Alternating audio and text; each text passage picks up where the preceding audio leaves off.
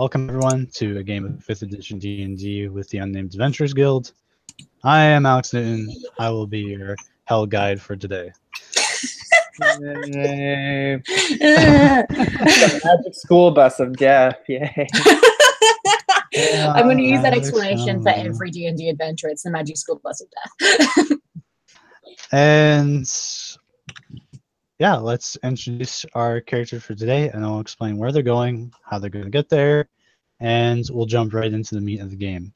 So, Douglas, please introduce yourself. Alrighty. Hi, everybody. My name is Alex Blanco. I will be playing Douglas Stilbin. He is a Furball cleric, Tempest of Cord. And yeah, little naive, but heart of gold. He's got a best friend, which is a plant named Sprig. A lot of shit's been going on in the guild, and he's just trying to take it one step at a time right now. And he's got his friends with him, but he's very cautious of them right now. And yeah, it's a rough patch right now. That's right, everyone would have been there. Sariel. God, it's just take a bite of food. Hi, my name's Caitlin. I'm the Australian attempting to eat breakfast for the moment. I'm going to be playing Sariel. She is a Grave Domain cleric of Kelemvor. She's usually pretty calm. She's got her head on straight. She's always willing to give a hand when it's where it's needed. So she's her best friend's Douglas. So he's having a rough time at the moment. He's more involved with the recent events than she was. So she's trying to help him through that in any way she can. All right. Remus.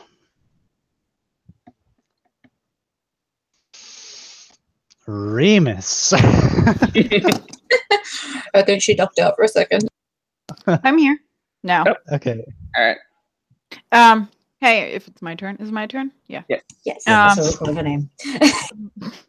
My name's Sandra. I'm going to be playing Remus tonight. He is the one on the picture that you hopefully can see. Yeah, fighter, monster slayer. He's had a rough time. Recently, made a pact with a demon and stuff, and had it undone again. And well, he's on his way to become like a great archer. That is basically his goal. That his name travels across the lands in a positive way. So. Yeah, that's it. Okay. Jebediah. My name is Will. I'll be playing Jebediah today, the half-drow tribesman who is on a journey to better himself, prove himself to his tribe, and hopefully not get killed.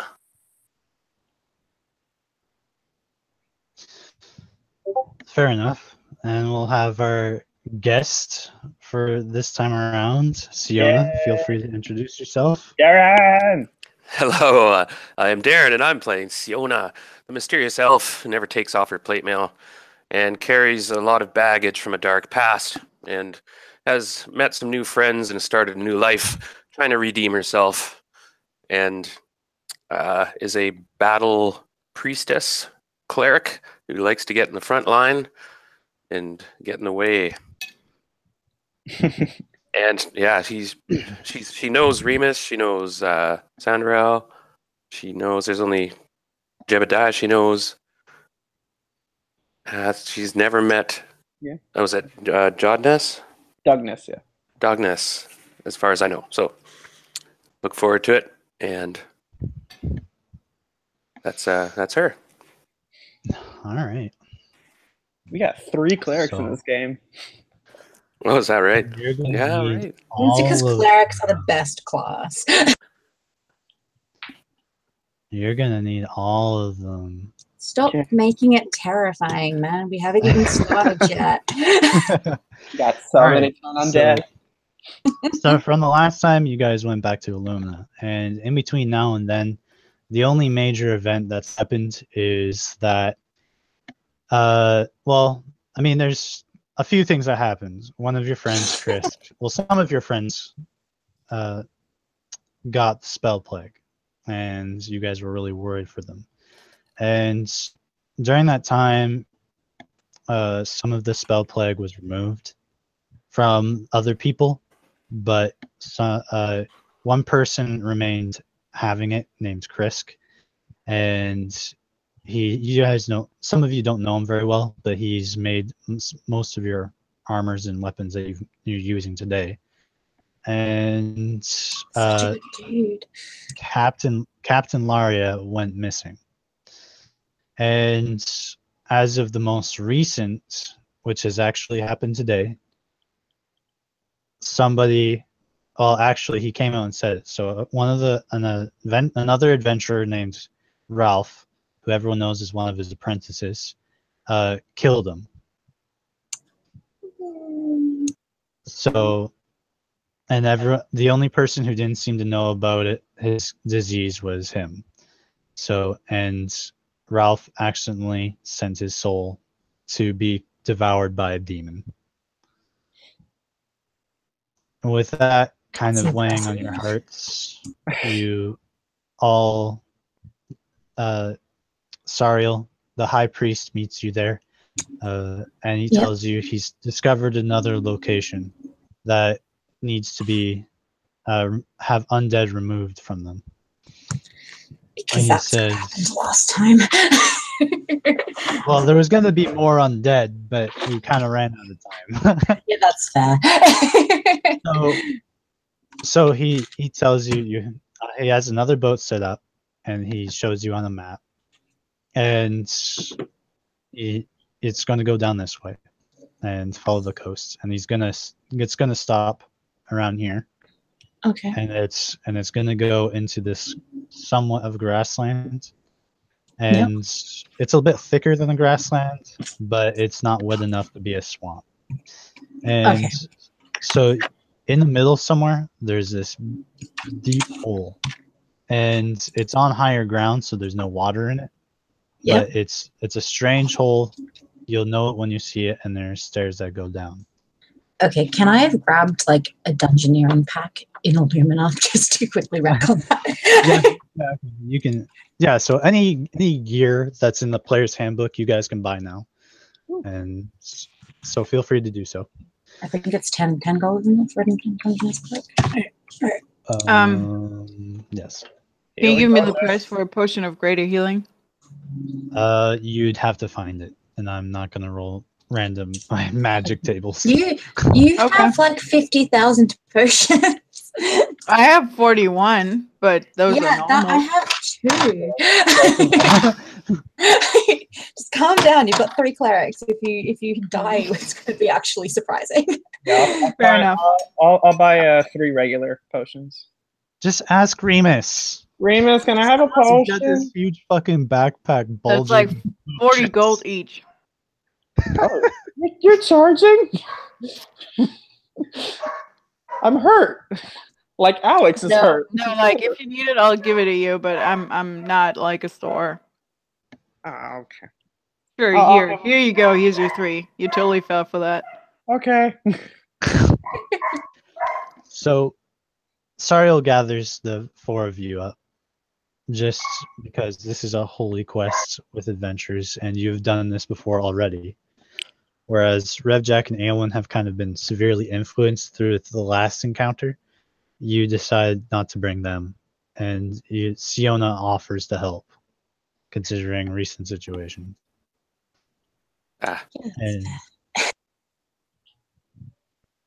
And so yes, as I've already said, you guys will be sailing down this way, and it'll take you about 4 days to get to this place by boat. And of course, I'll let you guys play any scenes you want to do while you're traveling there. I will grab Sariel. I'm saying, just like privately, just you know that whole thing about you not being sure if the guild was right for you. Yes, I still struggle with that.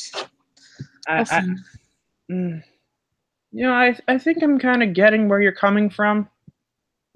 What doubts do you have? Just, there's just so much death and destruction and sickness, and it's a lot. But it is hard. on the other hand, like, I can help in the way, so that's what keeps me here. But it's hard just to stay here in the first place.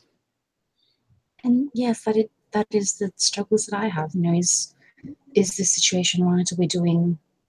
Are we helping more than we're harming? Are we staying true to our codes? It's a hard line to walk, but I think that we both have friends there, and there seems to be a lot going on at the moment, and I think that they need us. And our friends need us, and I think that at the moment that is reason enough. Yeah. Yeah, I guess you're right. Mm-hmm.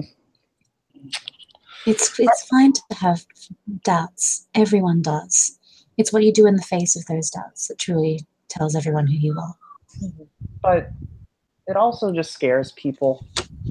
Just the fact that you doubt in general. That's why I don't really do it. It just makes people feel better in general. Yes, I suppose I get what you mean. It's hard. It's always hard. But we have each other. You have me. Yeah, I do. I'll always be there for you. Thanks. And I give her a little hug and I'm like, well, let's go to another creepy temple, why don't we? Yeah, I apologize for not knowing what we were getting into last time, but now that we've done that, I'm sure that we'll at least be better prepared, and hopefully, I hope. Odds are it's not going to be the same thing. Magic's all timey-wimey, tricky-wicky things. With odds are it's never going to be the same. But you know what? We can always hope. We can always hope that it is. I don't think I want to hope that it's the same thing. But that's fair. I understand what you mean. I understand what you're trying to say. Yeah, I haven't been.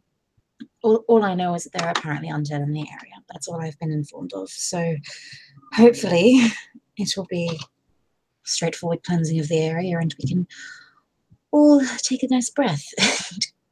Hopefully get some time back in Illumina without too much more going on. There hasn't really been any downtime recently. It's been a bit hectic.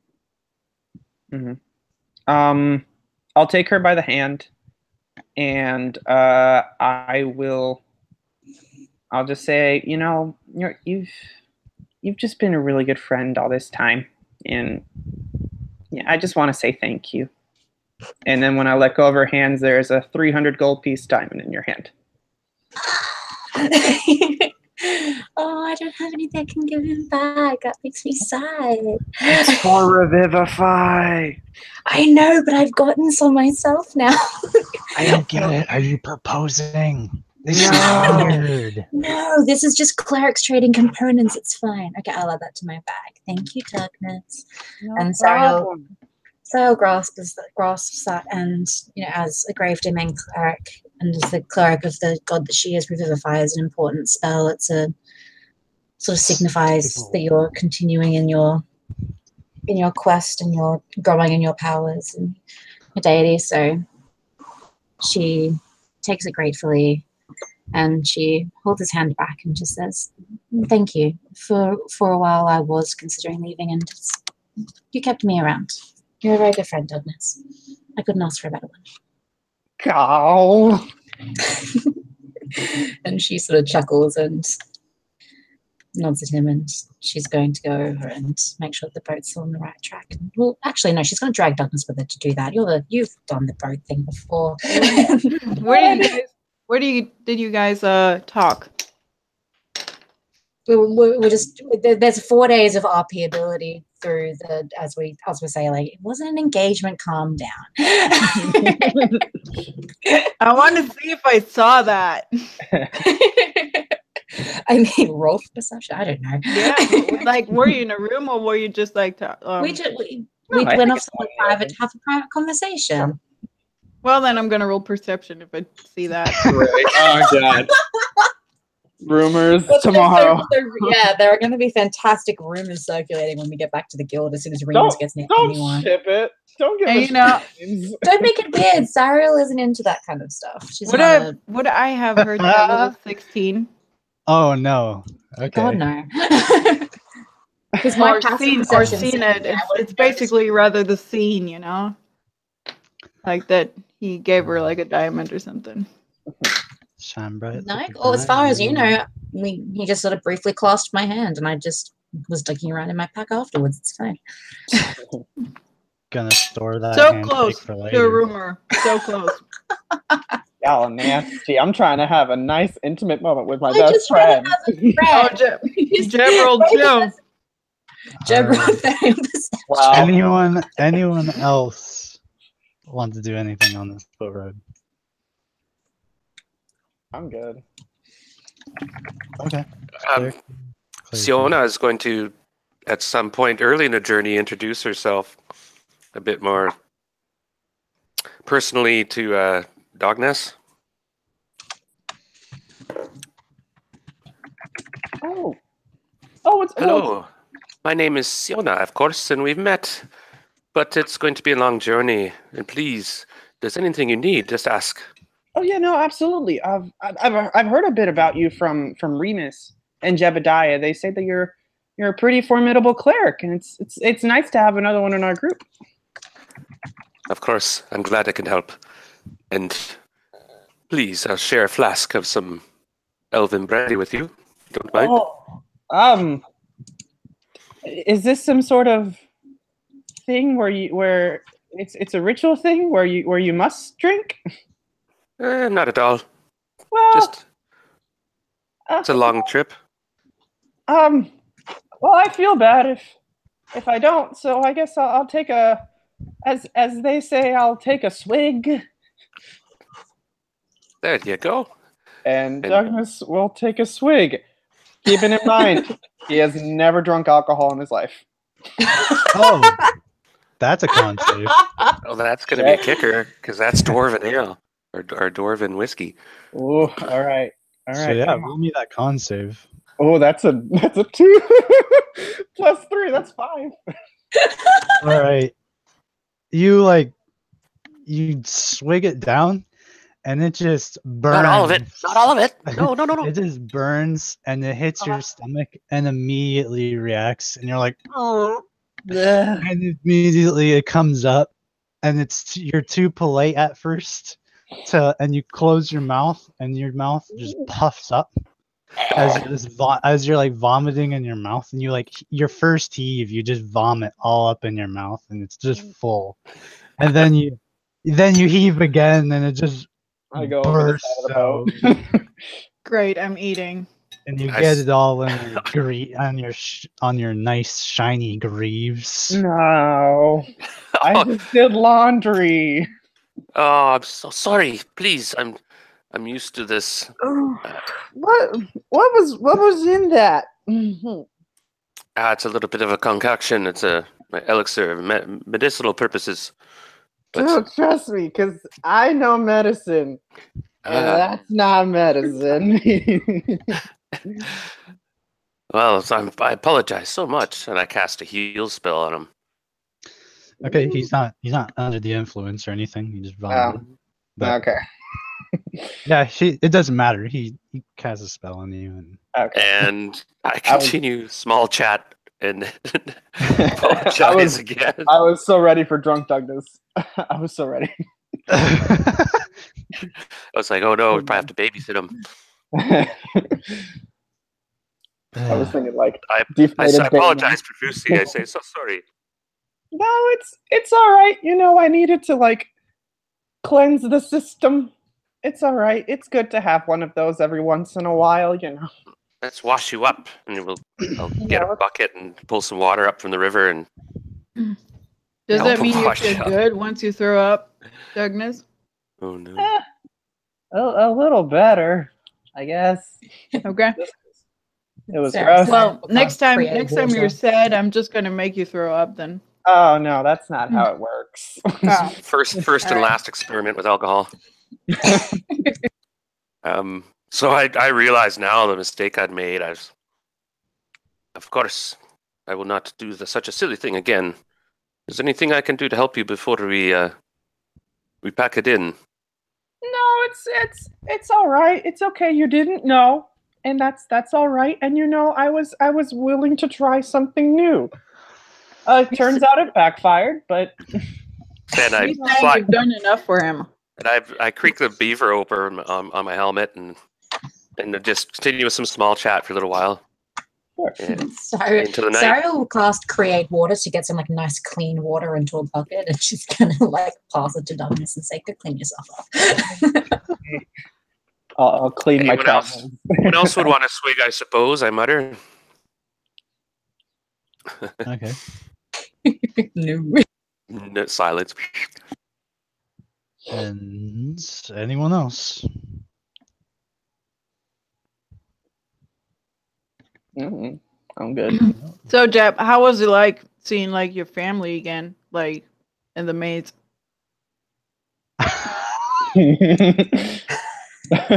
Well, Just gonna jump on that button. oh, Wow.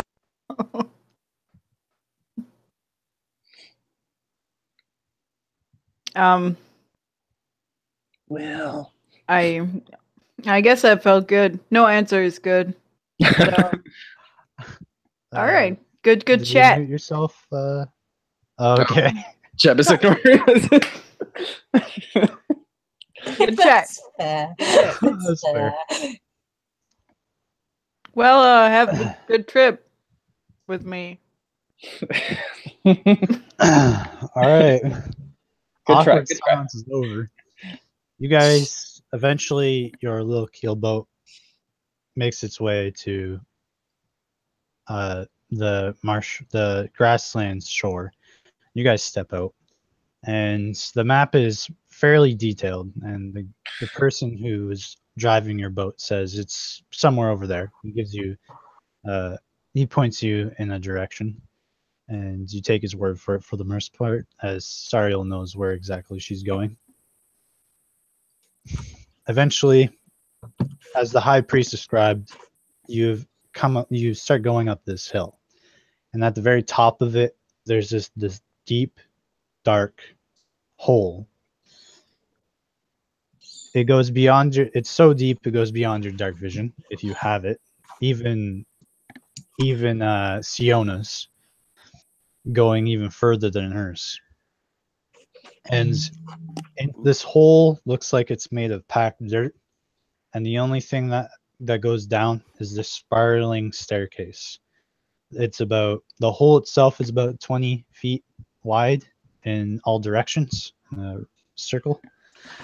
And the stairs seem to be maybe only about 3 feet wide. So you have to carefully go down. One at a You can't time just as well. walk. To carefully go down, I need to go down one at a time if they're only 3 feet wide. Mm-hmm. I will cast light on my shield, just so it's a little beacon. Okay. I suggest we take a rope and we all attach us on the same rope, and then if we fall, we all fall. My question is, does anyone here not have some form of dark vision? Because I think we all do, and like it might be best to not. I use a don't. light as well. You don't? Oh, I don't. baby. Oh no. Dark vision Okay. except for Douglas. Kind of why I Damn said light. Yeah, that's But fair. at the same time, if he casts light, then your dark vision you guys can see in color. That's true. Okay. So I grab my rope out of my pack and say it might be a good idea to make sure that we have some fail safe in case one of us loses our footing. Mhm. How would we like to arrange ourselves? We have to go down one at a time. Let's go first. Jeb goes first. Who wants to go second? I'll Okay. go second, Siona. I'll go third. I'll go behind Douglas. Yep. I'm happy in between clerics. Let's see how So safe. everyone does. Oh god, we have to roll for this. Fuck. Roll for athletics. Oh, for athletics, I'm going to die, guys. Goodbye. Oh no, that's natural 18, so that's 19 and we're fine. You're going to live. Yeah. Hey, I have a +1 on my athletics. It was going to end so badly if I got anything less than that. 18 athletics. Ooh, Hey. 16. Oh. 26 for Siona. Oh wow. Yeah, She's you in heavy. guys get down easily. You no thought that was going to problem. be harder than it was. Yeah. Guess what the DC was? What? 5. Wow. You know what? We just, it was a self-esteem boost for what's to come. It's a self-esteem boost. It's a good set of rules to start off the game. Let us have It it. was you guys. It looks precarious, but as soon as you guys start walking on it, it's a lot sturdier than it looks, and you manage to traverse down easily. Some steps are a bit like smooth, and you guys slip a bit, but besides that, you walk down, and this hole is about 200 feet deep. And you get to the bottom of it, and there's just this opening at the very bottom. It's about just 5 feet tall, so you have to. Some of you may have to kind of lean in to go in, and it's only about 3 feet wide. There's a tunnel through that way, and it leads to what looks like another antechamber. Okay. Do we want to keep the same order going through the tunnel into the antechamber? Jebediah, go first. I just keep the same order going through. Yeah, I'm fine with that. All right, I'm looking around for any symbols or anything that I might be able to see, any sort of religious icons. Because of the light spell, you do see some symbols on the wall. You don't think you would have seen these with your dark vision. Oh, nice. Good luck, Doug knows. I'll let Sariel know. It's like, hey. No, hey. I see them because of that. Do I know what they mean? Roll me a religion. Okay. Assist. So I said Douglas assist me with this. 15, modified 20. Oh, I've been muted this whole time. Damn it. It's okay. Modified 20 for the religion check. All right. This place has a name, and it's called the Spire of Despair. Oh, that's comforting. Thanks. This place is The what? The Squire of Despair? Spire of Despair. Located in the swamp of apathy. Okay, next to the Sea of Agony. And what you recall from it is that people don't get buried here. This is where other priests bury evil spirits. Oh, that's eventually great. This place used to be hollowed ground, but after how old are you? I'm actually pretty young. Let me double check. I've got her down as only about 110 years old. It's young for an elf. It's young for an elf. So your parents have told you about this place before, and this is where they used to put evil spirits to get purified. But after a while, there was too many spirits placed here, and eventually it became unhallowed ground. And they tried to purify it, but the spirits wouldn't let them, and they were forced to abandon this place. Jesus. There used to be a large lid on it, from what you can remember, but the lid, of course, is not even present on as you've discovered. We didn't see it at all. That's great news.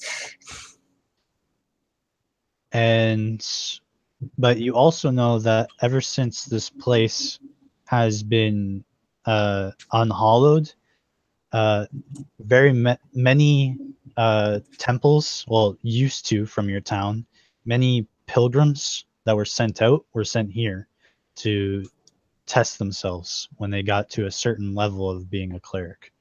And none of them, every one of your, at least from servants of Kelemvor, they were forbidden to talk about their experiences in that occurred here.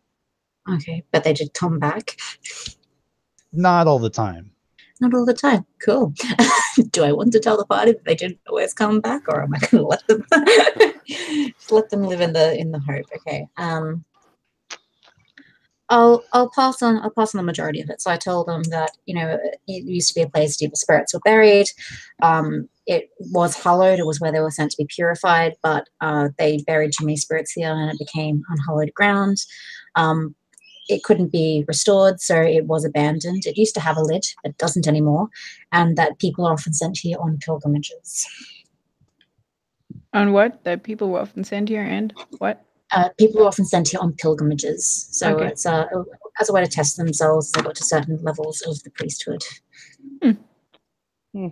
I wonder if we have like the same trial like as in the last temple. Sounds Oh, I hope not. awfully much like the same thing.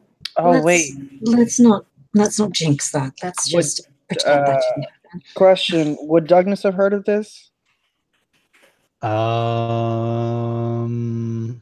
Mainly. Sure. Roll me a religion check on your own. Okay. Oh, yeah, sorry, I can't assist you with that. Sorry. Yeah, I rolled crap. Damn it. No, you are a pretty young character. 8. Yeah, you might have heard some sort of You're trial. 8? No, I rolled an 8. Oh, I'm 8. Yeah, you've never heard of this place by name. You know that higher clerics of your order are sent somewhere to test their spiritual mettle and confidence and bravery, but you've never heard the place by name.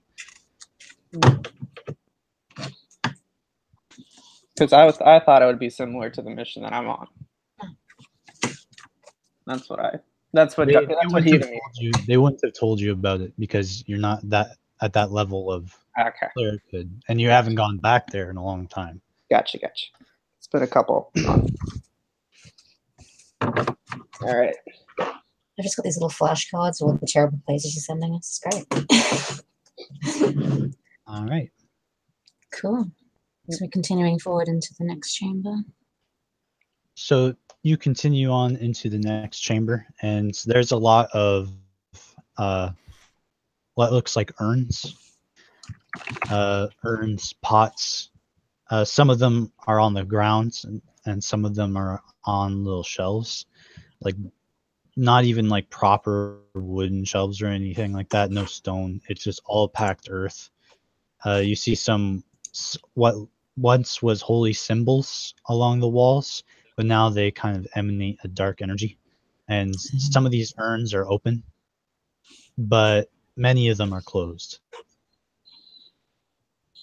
Most of them closed. Okay. Douglas Jebediah will investigate, look around, see what it can see. All right. And that was the roll you just put in there? Yeah, 28. Okay. So you're looking around, and these urns have various languages involved. The ones that you can make out, which what are your languages? Jebediah's languages are Common, Elven, Draconic, and Giant. Thieves' Cant. Okay. Roll me a history. Sure.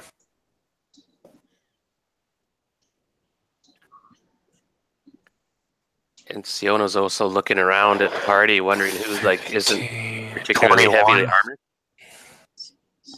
21? Yes. Write down your languages in the chat for me. So in a common tongue, you see one pot. It's a pot that's actually already open. Inside there is a bunch of ash, and you don't feel energy coming from it. And it has a name on it that kind of just goes all along it, and it even repeats itself. One name is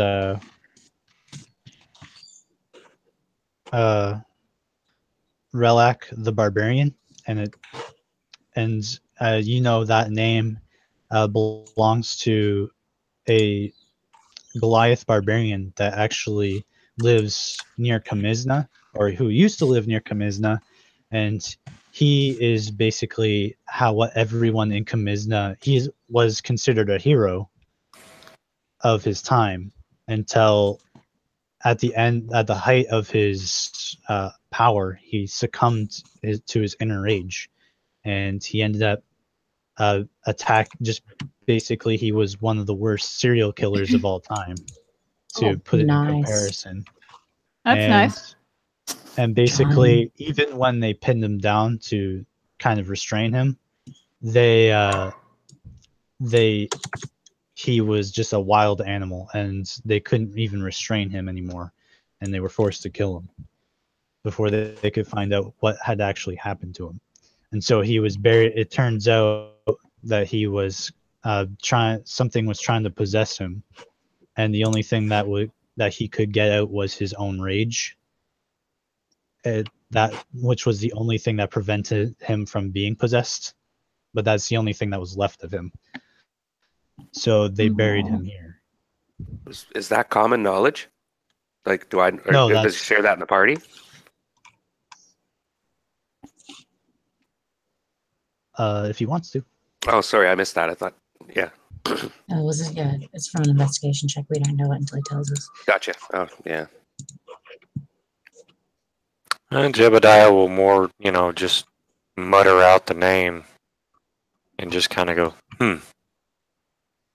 as he continues to look around. And so basically all the other languages that you have spoken for, they all have pretty much similar stories. There was an elf who was thought that his race was so superior that he actually engaged in a single-man crusade to try to eradicate the other races.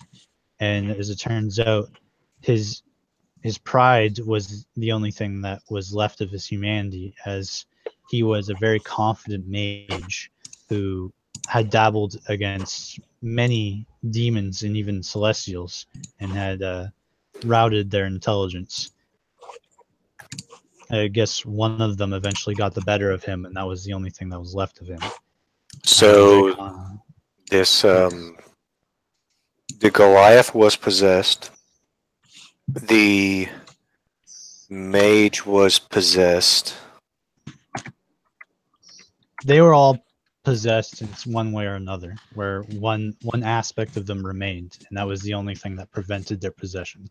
Okay, so that type of information, as Jebediah recalls this, that, and the other thing about these different peoples, he will point that out. All of the people that are there in the urns, or on the ground, open or not, that the one thing that they have in common is they were all possessed, and that one aspect of their personality was the only thing that they were able to express of themselves during their possession. That's great. Okay. Can I, like, the ones that are closed, do they seem to have some sort of protection against being opened? Like, is that something that I can find out? At what point like, they did? protection? At one point there was. Okay.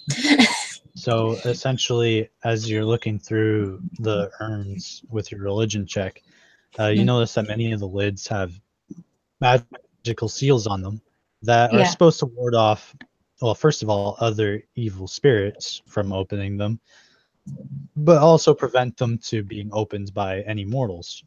However, after having the hallowed ground reversed, it seems just being near them, there's no difficulty challenge or save or anything, but you feel tempted to open them yourself.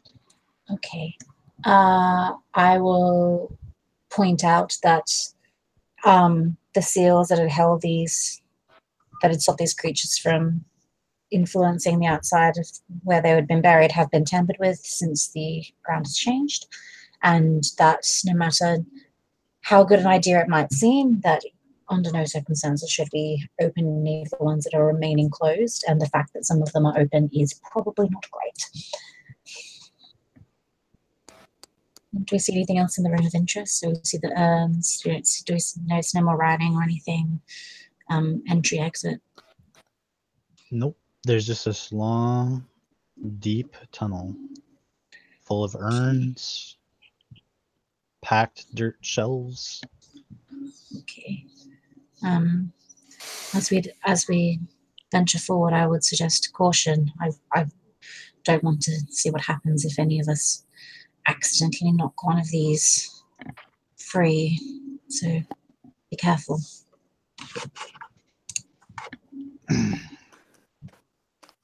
All right.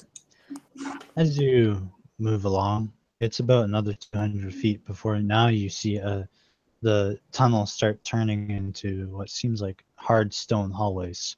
As you get close to this now very manufactured stone, Okay. you notice that it does open up to another room. So there's this room, and you recognize some of these pedestals as pedestals from the other temple. They're thin, they're large base, thin when they rise up to make the tables, and then the tables have these like little bowls, Not again. and then inside there are runes on them. However, there's no skulls, and there doesn't seem to be anything with them. On the far, looking past that, you just see a large set of doors. Can I, not touching them, but can I read the runes in the bowls? Yeah. Okay. Do I have to roll, or do I know the language? You are kind of looking at all the bowls, and then one of them reads in Elvish, Okay. which is mostly instructions, but and the instructions kind of entail that if you're a pilgrim here, and actually you would recognize these symbols from your order of Kelemvor, that these are instructions on how to use them, and that in order to pass as a higher member of your order, you must first defeat what causes you grief and despair. Oh, joy. Okay. I'll pass that on. And do I see any way to activate the bowls? Or so it says you said instructions. Do I have to like add one to it or something? Basically, all you have to do is put your holy symbol, or if for some reason you don't have one, precious object that you hold close to you onto the platform. Yeah, no. Okay, well, I pass that along and sort of say, I know I have to continue. I can't force any of you to. Take the diamond. Are you going to be enjoying? Are you going to be joining me as we move forward?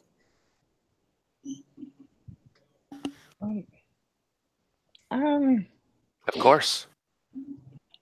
Yeah. What is it exactly that's supposed to happen? It says we have to defeat that which brings us grief and despair. Oh. Not my parents again. Oh, good. Oh, I'm sorry, Remus, and I give him a little pat on the head. Hey. Yeah, sorry. Cyril sort of just pats Douglas's hand and pats Remus's shoulder and says, well, that which doesn't kill us makes us stronger, nonetheless, I suppose. That's how the saying goes, doesn't it? Mm-hmm. You priests have very strange rituals. Yeah, I agree entirely with that. There is no excuse. We're just a bit weird.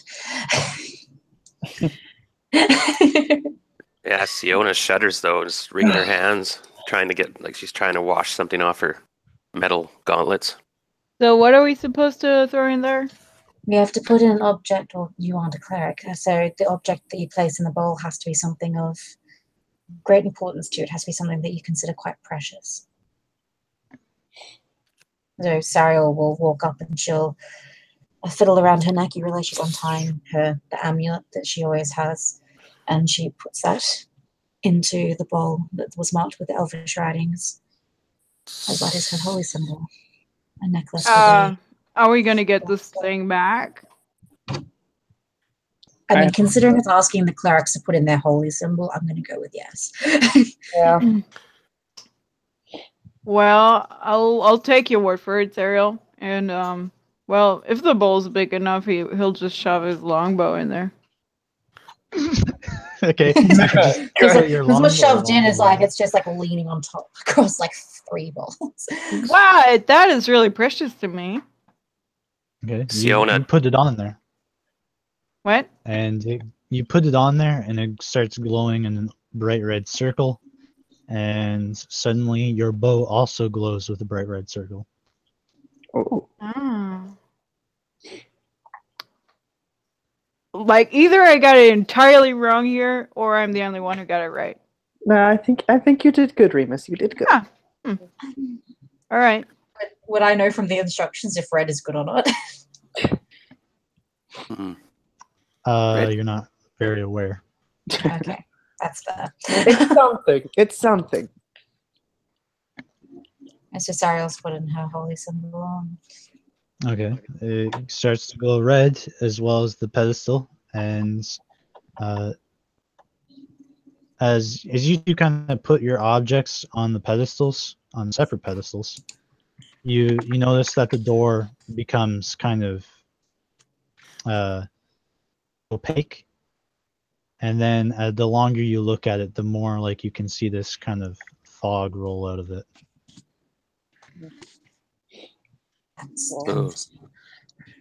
Now, was Sionis partake in this ritual as well? Yep. All of us got to do the thing, man. So she give out a big sigh and unstrap her helmet and take it off, turning away from you guys, takes off her helmet, and underneath her helmet she has this huge padding. Of course, if you wear full plate well, you have a suit of cotton underneath it. But that's still on, but she's reaching up underneath the cotton hoodlet and back, way in the back of her head, and takes her about a minute, but she finally finds something and pulls it out. Remus pats her on the back, like saying, like, yeah, that's right. I know the feeling. It hurts, but you gotta do what you gotta do, right? It's a little badge that she doesn't show to anybody. She puts it on the pedestal. All right. Oh my god, you got that! The helmet that? quickly goes on. All right, it starts to glow red, and you also notice that the door becomes suddenly opaque, and fog starts coming off of it.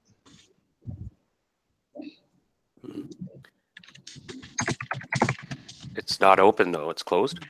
It's still closed. Yeah. Not everyone's done it yet, no? All right. I'll go and I'll take off my necklace with the symbol of cord, and I'll place it in. It does not glow. Mm.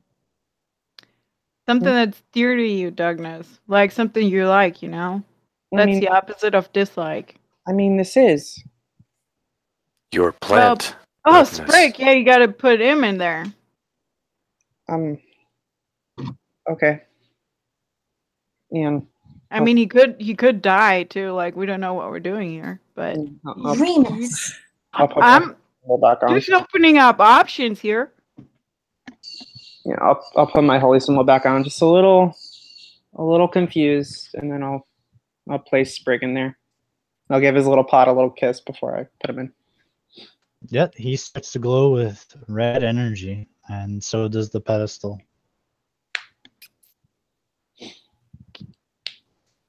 That was okay. Yeah, Jebediah. Yes. Your turn. Mm-hmm. Jebediah is actually sitting on the pedestal. I am precious. No, actually, How big can this ego get? well, it's not like he can remove what is most precious to him. Yeah, he can't put Tim in there. No, Tim's not what's most precious to him. Huh. He's not doing all of the things that he does, or trying to fight all the battles and get all the experience and be the best warrior that he can be for Tim. Although Tim is a good friend, he's doing it all to get back to his tribe. His goal in life is to be able to go back to his tribe and be a warrior of his tribe, take the place of his father, the chieftain, when he passes on to the next realm. There's no physical object that Jebediah has that defines that, really. Yeah, I think there's stuff that is really precious to you too. Do what? That's partially untrue. Well, I mean, he's got his family jewels in the little bowl there. That one What cut about the it. spear? Oh, well, if it was, Jeb will hop down and he'll place one of his spears in there. Jeez, I thought you said what was most precious to him. Yeah, but it's Well, supposed to be an it's object. supposed to be It's a precious object. Yeah, Sprig is not really an object now, is he? We gotta talk definitions here. It worked. It's working. As long as it works. As long as it works, Hey, we're just so- rolling with it. Yeah, you put your more prized spear, which one that may be, onto it, and it seems fastened on there and begins to glow red. Now everyone can see that the door is opaque and emits this sort of black fog. Always. Is it opening? Actually, as all of you observe it, the door actually stretches and widens and seems to leave enough room for all of you to stand side by side if you wanted to walk in. Cool. Can I have my bow back now? Mm. You try to pull your bow off the pedestal and it won't budge. Oh, Come God. with me. Oh no! Okay. Well, then So I'm I gonna hope you draw packed an extra holy symbol. I'm gonna draw my short sword and my shield, and then move. I actually think I do because I have. Yeah, you get an extra one as an acolyte. I'm like, fuck. It's not as precious to me. I don't use it as much, but at least I have it. Holy shit. Jebediah will go and God. stand in the doorway, waiting. Saria will rummage in her pack briefly for where she keeps the other symbol in a sort of like wrapped in cloth with her prayer book and some other acolyte remnants. She sort of pulls it out and it looks at everyone like really concerned, like thank God. And then she'll walk up with Job. And she'll grab Douglas's hand. She'll grab Douglas's hand and she'll be like, "Come on, Come on, Douglas. All right, so you all approach the door. I don't know, do we?" Yeah, I do. I get a jab. Like, might as well go in, right? I want my bow back.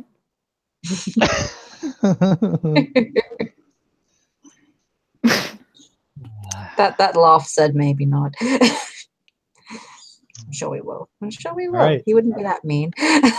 Maybe. So you walk through. Yeah, Yeah. sure. It will be fun. So you open the door, or do you just walk into it? I assume Well, Jeb is opening the door, checking I'm for gonna- traps and doing the I'm stuff. just gonna walk through it. It's opaque, right? Mm-hmm. Can I Yeah. reach out and place my hand on it and see if if I can pass through it? Yep. You put your hand on it and you realize it's not solid. Cool. I'm just gonna walk straight through it then. Okay. But That You walk doesn't. straight through. Yeah. Yeah. You follow her. Yeah. Okay. That is not really a good door, is it? Like, if you can just walk through it, that doesn't make sense to me. Remus, there is much that does not make sense to you. Indeed. This place. Let's just get through. I'm gonna I want my cast a boat back. spell just Okay. before we head You in. wanna- That's possible. Yeah, Spirit the Guardians, two- of course. I'll Good. I'll cast a spell as well, except I'll cast protection from good and evil on myself. And so I stay close friends, and I'll hope guard us, hopefully. And this strange giant leer appears behind her with all these cycling blades around it. They won't harm you if you have good intentions. Oh, good. All right. Oh god, the word guys good step doesn't fill me through. with confidence. What So was I that hope for? you guys hope you guys didn't like using those needed those spells later on. All right. Don't mock me. Who wants to go first? Uh, I mean, I suppose that Sarah was technically leading the way since she stepped through first. So let's not Right. retcon that now, because that would be cheating, no matter how much I now regret the decision. I guess I'm after her. All right. I'd run after her. Oh no, you two are at the same time. Okay. So you two actually I'm still kind of debating that. No, let's have you separate. Let's have you separate. Okay. Sariel, you step through the door and suddenly you're in a different place. You are standing in this decrepit landscape. You look around and you just see this black ground covering the land. Okay. No grass exists here, and the small little trees that exist are basically scrawny twigs. You see some tumbleweed hit them and they snap and break to the ground. Oh, Jesus. Before you is this mass, like this huge tower. And standing in all the palisades and the towers and looking out the windows and standing by the doors and looking through all the archery gaps, you just see undead Oh, God. everywhere. Oh, yay. And at the very top of this towering, well, for a lack of a better word, tower, is what you recognize as a lich. And he laughs at you as he points his staff, and black lightning just sparks out everywhere. And you can see this slam, like necrotic energy slamming into the ground. And as you are looking around you, you just see skeletons pulling themselves out of the ground. Holy fuck. Okay. um. As you look around behind you, you see what seems like this town, and everything just in your head tells you that this is what you have to do. You have to protect this town with everything you've got. Yeah. So. And actually, I'm gonna do you two together because that just makes most sense to me right now. And as you notice that in this town, the only thing that you can see that you can make out clearly is just a bunch of townsfolk, and in front of them is Douglas. And between you and them is this large tree.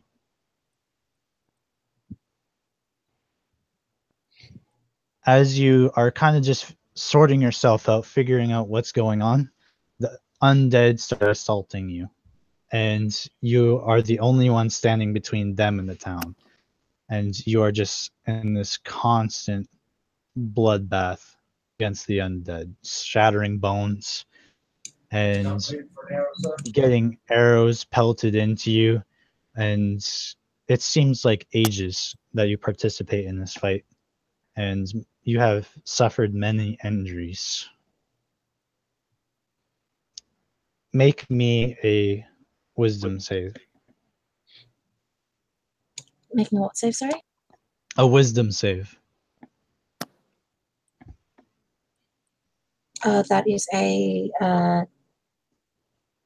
24. Yeah. Okay. Douglas, Yep. you are watching this entire battle take place, and you can see her just getting pelted by arrows, pelted by everything that is coming in. Just undead just slamming themselves into her weapons and armor. And you just see these colliding bones just flying around her as you can see holy radiant energy coming from her. And as you are watching, you know that that massive tree is Sprig. And you feel like that he's the last of his kind. And if this tree dies, then basically the rest of the country falls. But you are gripped by this very mortal fear of being unable to help.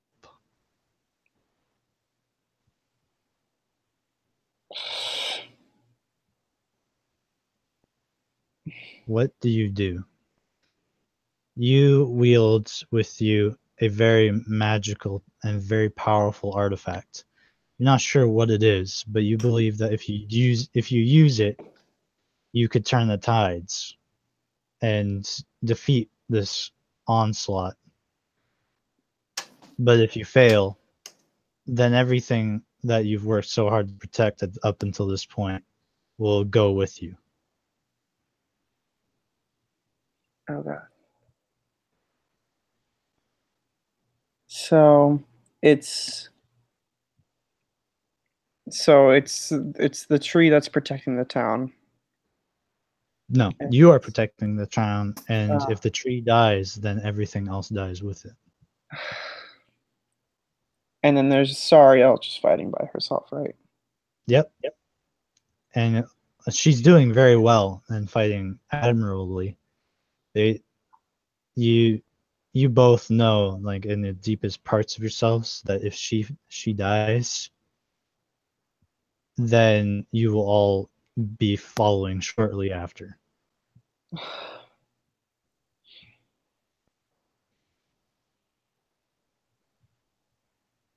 Oh my god, I don't know.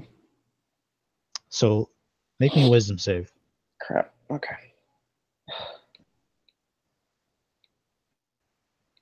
That's a natural one. Oh no, baby, no. Of course. So you just get swallowed by this immeasurable fear. Fuck. Of course. Sariel, you look back, and this is where the divide between what happens to you and him separate. You are on, like, there is a break where you kind of just fall onto both of your knees and you're just completely exhausted. And you are pretty much, and the Lich is just laughing down at you. And then you see more undead heading your way. They're coming from the castle. And then you see Douglas. He runs up from behind you, running all the way from the town past Sprig, and he just slams this warhammer down, and this thunderous boom just explodes the castle. And everything just kind of crumbles down, and you just hear the Lich screaming, "No!" And he falls down into this, gets crushed in his own castle, and everything seems to be fine. Like, and you look around, and light starts shimmering around, and the grass starts to regrow, and everything is turning out posh. You open your eyes, and you see in the stone dark stone room, 5 statues of what looks like yourselves, and as they all look like you, and all of your companions, and you're looking directly ahead of yourself, and you see your statue kind of lighting up. Oh, joy.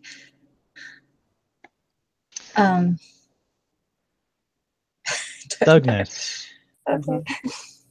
you are kind of just holding this weapon, and you can't focus. You want to help her, and you want to help Sprague, but you got to defend the village.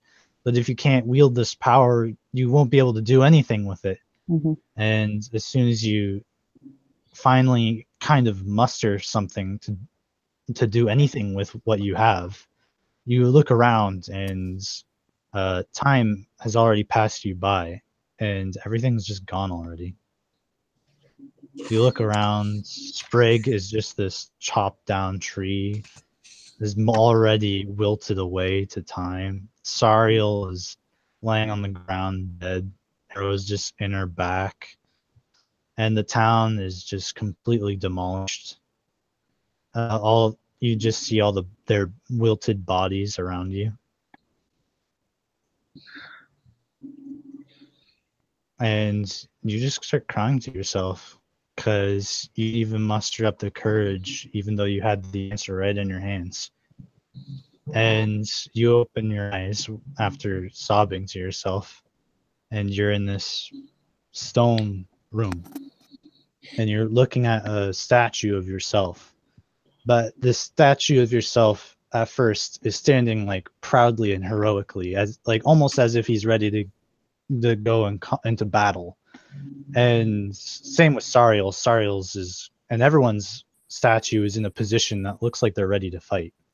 But as you kind of just, as you're looking onto it, you see this black fog around it, and your statue drops its weapons. Its shield just kind of falls out of his hands, and he curls up onto his knees, and he covers his eyes.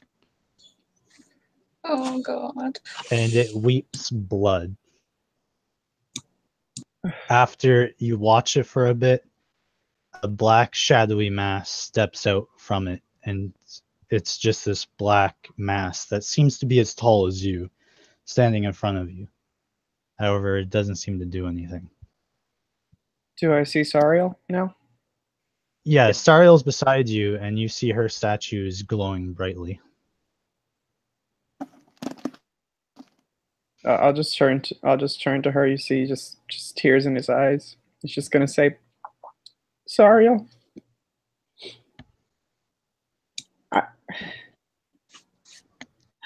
I can't do this anymore."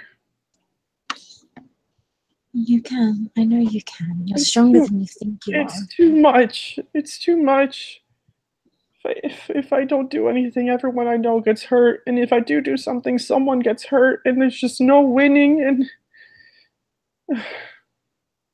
You're one of the strongest people I know, Douglas, because even though you find things hard and you say you're not brave or that you're scared all the time, you always come through, and you always do the right thing. There's no one else I'd trust more to have my back on a mission like this. But what if one day that courage is what you need, and I can't do that, and that could get you hurt or anyone else hurt? Or I don't need someone with some sort of fearless ability. You don't need to be. You need to. What matters most is that regardless of how fearful you are, that you've always come through for me, Douglas. You've never once let me down. And maybe no one knows what's going to happen in the future. Maybe someday in some distant alternate dimension, maybe you do have a moment where you freeze, but then that's where I can be there for you. You aren't in this alone. You never are. And I grab him by the hand and I hold it tightly. I say, just like I trust you to have my back, trust me to have yours. I won't let you freeze. And I'll always be there to protect you if you do. I trust you. I don't trust myself. That's all. And I'll let go of her hand. Give you both selves an inspiration point. I'm really emotional now. Yeah, no, I'm not lying. There were tears shed during that. All right. So who's Mr. Jebediah or Siona? Fuck Dungeons and Dragons. Fuck. This game. Why did we ask for a story-centered game? This is the worst idea in the world. It was your idea, Alex. It was all your idea. Well, Bravo. I don't know if Jeb doesn't go first, then I will go like after them. Yeah, I'll go. It doesn't really matter to me. Oh fuck. Oh, that's good because you both have the same one. So you guys actually enter this room, and as you enter it, it's actually just you don't notice the sides, and you look around, and Do we it see just the seems like statues? this. No, you just see this huge, expansive space. You just see this grass beneath you, and it's dark. But for some reason, your dark vision can't see very far, and you can maybe see about 10 feet around you. And it's just the two of you there. And there's this endless darkness. Well, looks like you're stuck with me, Jeb. Oh, goody. Is this we're just standing on a plane? Yeah, so Grass? there's just plain of grass, endless darkness. Man, do It's magic. you see anything? Like, I think I got something in my eyes. It's shit. I can't see shit. It's so dark. No, Jebediah's just gonna look around. Remus is gonna cry for like shout for Douglas and Serial because I went in earlier like Serial, Douglas, hello. And yeah, so as you are yelling for their names, they show up and they're like, "Yeah, you don't need to yell," and they kind of just show up behind you. And Oh my god. Sure. Yeah, there you are. Okay, let's move on. and so you guys are getting ready to move on when you guys make me wisdom saves. 21. Okay. 7. Ooh.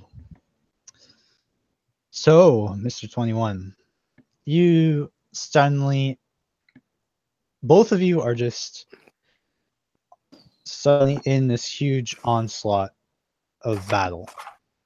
As fast as you guys, there was just silence and quiet, and you couldn't hear anything.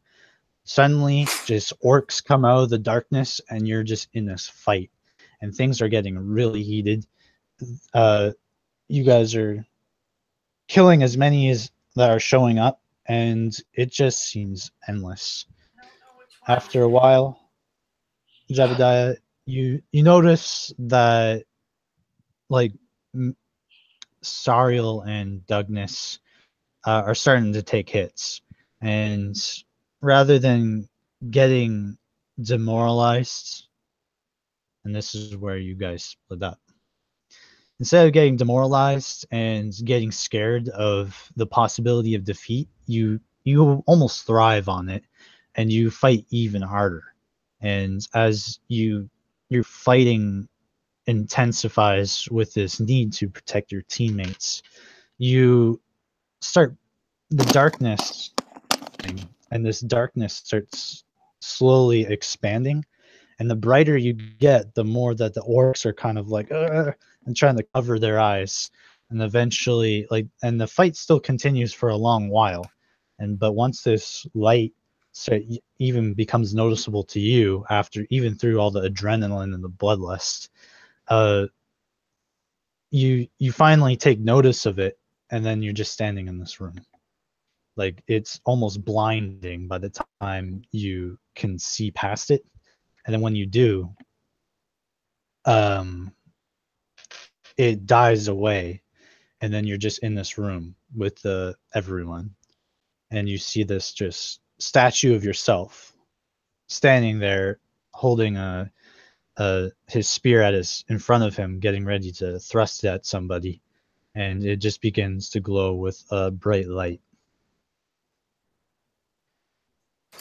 Jebediah Remus? is going to look around at Remus and Douglas and Sariel and make sure that they are indeed alive.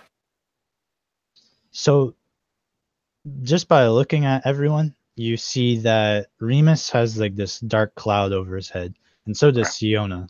Like, I mean, Sionis is kind of mysterious, but it's definitely, you just see this dark cloud over her head.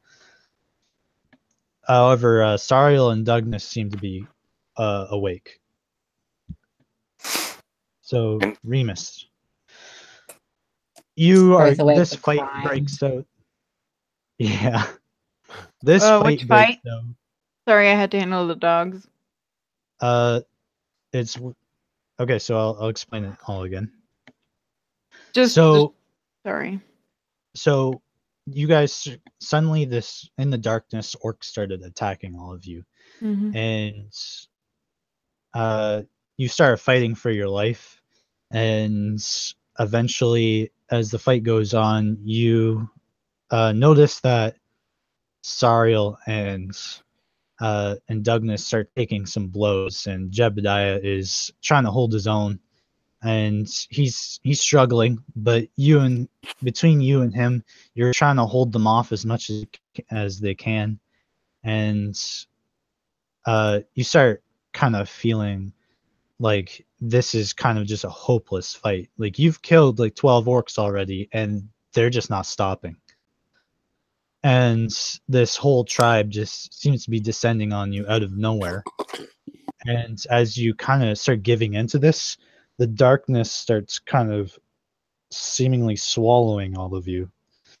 And eventually, Jebediah goes down, and it's just you two, and you and Sariel and Douglas. And it just, as soon as Jebediah goes down, it's not long until those two go down, and then suddenly you're just by yourself, and you get beaten up really badly from just being clubbed in the head, and you land on the ground, and they're walking around looking at everybody, and they start dragging you away, all four of you.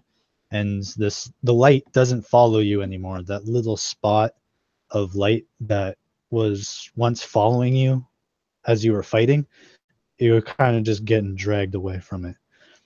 And you wake up, and when you kind of look away from it, as you're forced to from being dragged, and your face is kind of stuck in the ground, you kind of open your eyes again, and you're standing in this room. And you see this statue in front of you, and you see yourself as one of the statues, and you see Jebediah is beside you, and it's shining and shimmering with a holy light.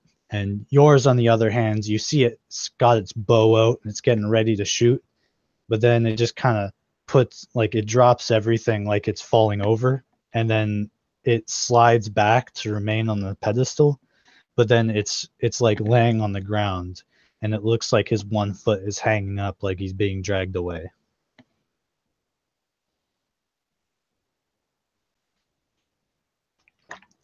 As soon as your statue stops moving and it's kind of just laying on the ground, you see this black figure kind of the dark fog that was animating it just seems to lift itself up, grabs its own hands, and pulls itself out of the statue and crawls onto the ground in front of it, and then stands up. That is absolutely not me. That's a really bad representation. That's not how I do this. that is not how I fight. I give you like 2 out of 10 for the face. Yeah, I don't know. I'm neglecting this.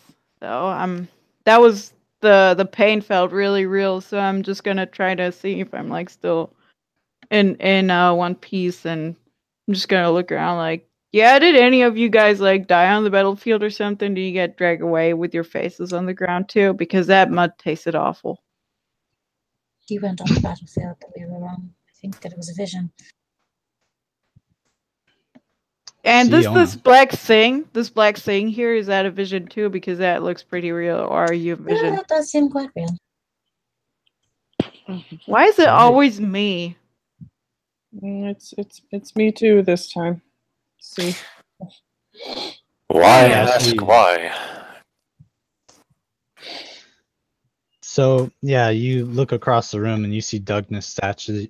Douglas's statue is just covering his eyes, and it's weeping blood tears, and you can see the blood just dripping out. Oh well, I'm not the only one then. Douglas, good job. We're in the same boat again. That reminds me of. Yeah, never mind. This is horrible. So, Good start. Siona, you are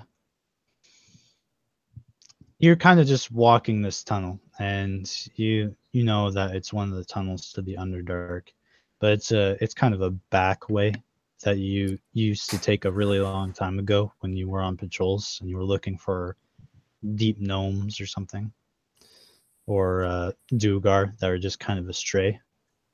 You kind of pop open this whiskey bottle that you have, and you can either drink from it or you can make me a wisdom save. I've been hitting the bottle too much lately.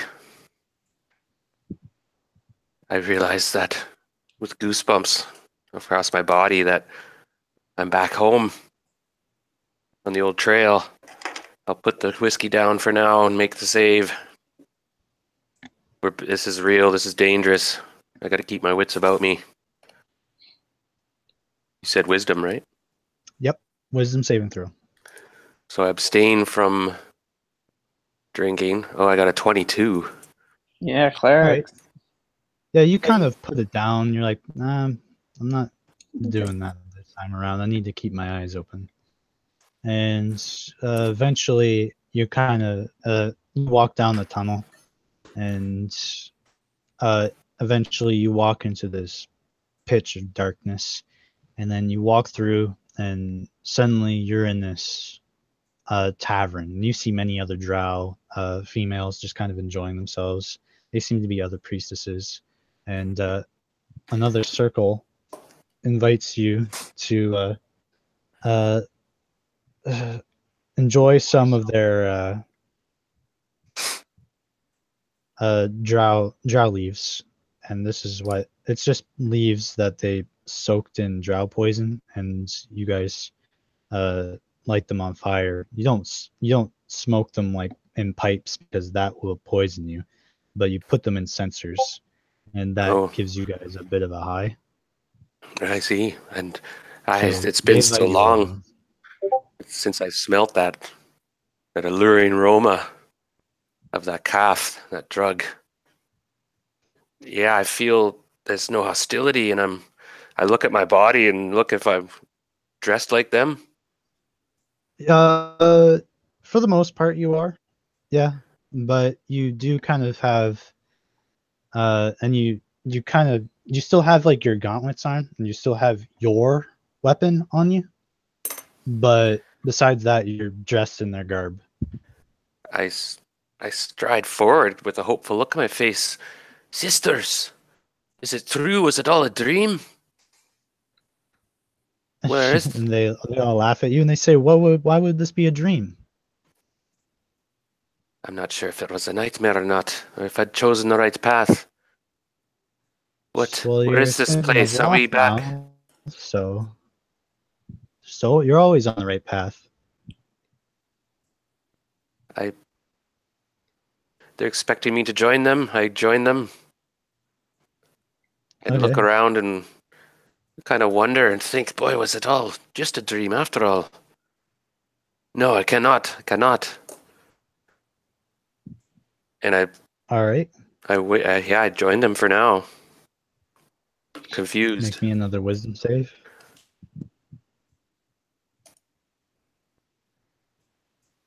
Roll 20 gives me a 25. 2 25s.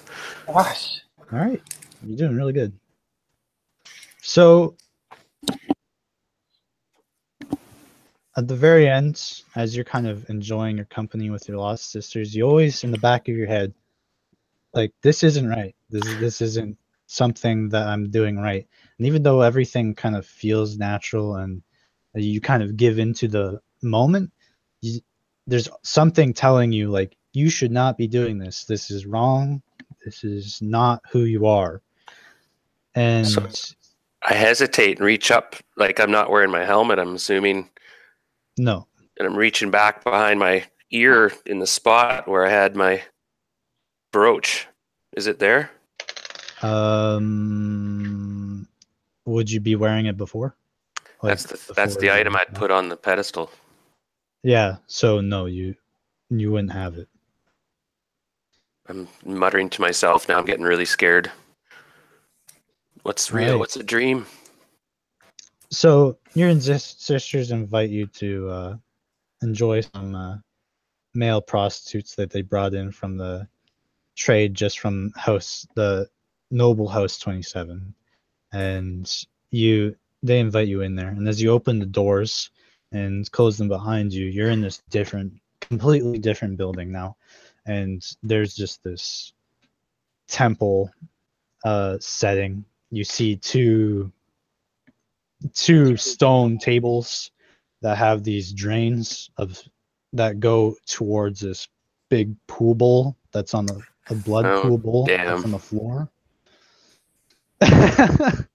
And on one table there's who you immediately recognize as Bladden and Cursed, and you can see her wearing like garbs of Alistrai. And on the other table, you recognize as Alistrai herself. And you look at yourself, and you're in complete Loth garb, and you have this knife. And you recognize it as a sacrificial knife to Loth. And it looks like, and it's shaped to look like one of her fangs. And definitely wouldn't be used in a fight, but if you were to gouge it into somebody's neck, it would definitely gush out a lot of blood. Oh, the poison would kill you instantly. If it's fang. Mm-hmm. It's not a proper fang. It's just a dagger that looks like one of them. So now I actually look. I could show you guys the rest of that picture. You just saw the eyes before. So you are stepping forward, and this high priestess of Loth says, it's good to finally see you get this far. I'm surprised that Bladden and Curse turned out to be the traitor, but, well, now you have a chance to redeem at least a segment of your family's name. How about you finish what she started, so to speak, and eliminate any doubt that we have towards your family? And as she kind of says so, she turns her back to you and starts praying to the empty pool, a blood pool. And you just see these deep purplish runes kind of pop up, and they're ancient Loth symbols that you know that this blood pool just goes straight directly to the pit of Loth, where she gets her food. No. I'm muttering to myself. Everything's too much. The smells and the sights. I did this for 300 years. It's so natural to me. I want to do it so badly. Loth, do I sense she's giving me forgiveness?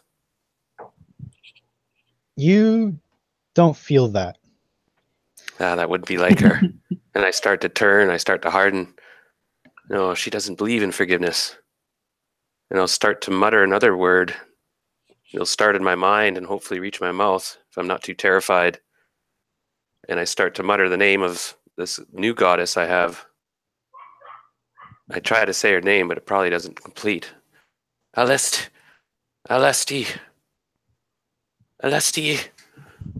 And is there an overwhelming compulsion to do one thing or another? Roll me a wisdom save. One more, man. One more. One more. I'm +7 on wisdom, so 14. God damn it. All right. You kind of just lift up your knife, but you don't give in to the temptation of stabbing them. Yes. And you turn. There's nobody else. You look around, and there's nobody in the room with you besides her, and she has her back turned to you. And you just and in the and you take your knife, the big deep fang. You sneak up behind the drow priestess that is praying ahead of you, and you stab her in the back of the neck. You pull it out, and she's just trying to get over what just happened, and she's shocked, and she just falls over forward and starts filling up the pool with her own black blood.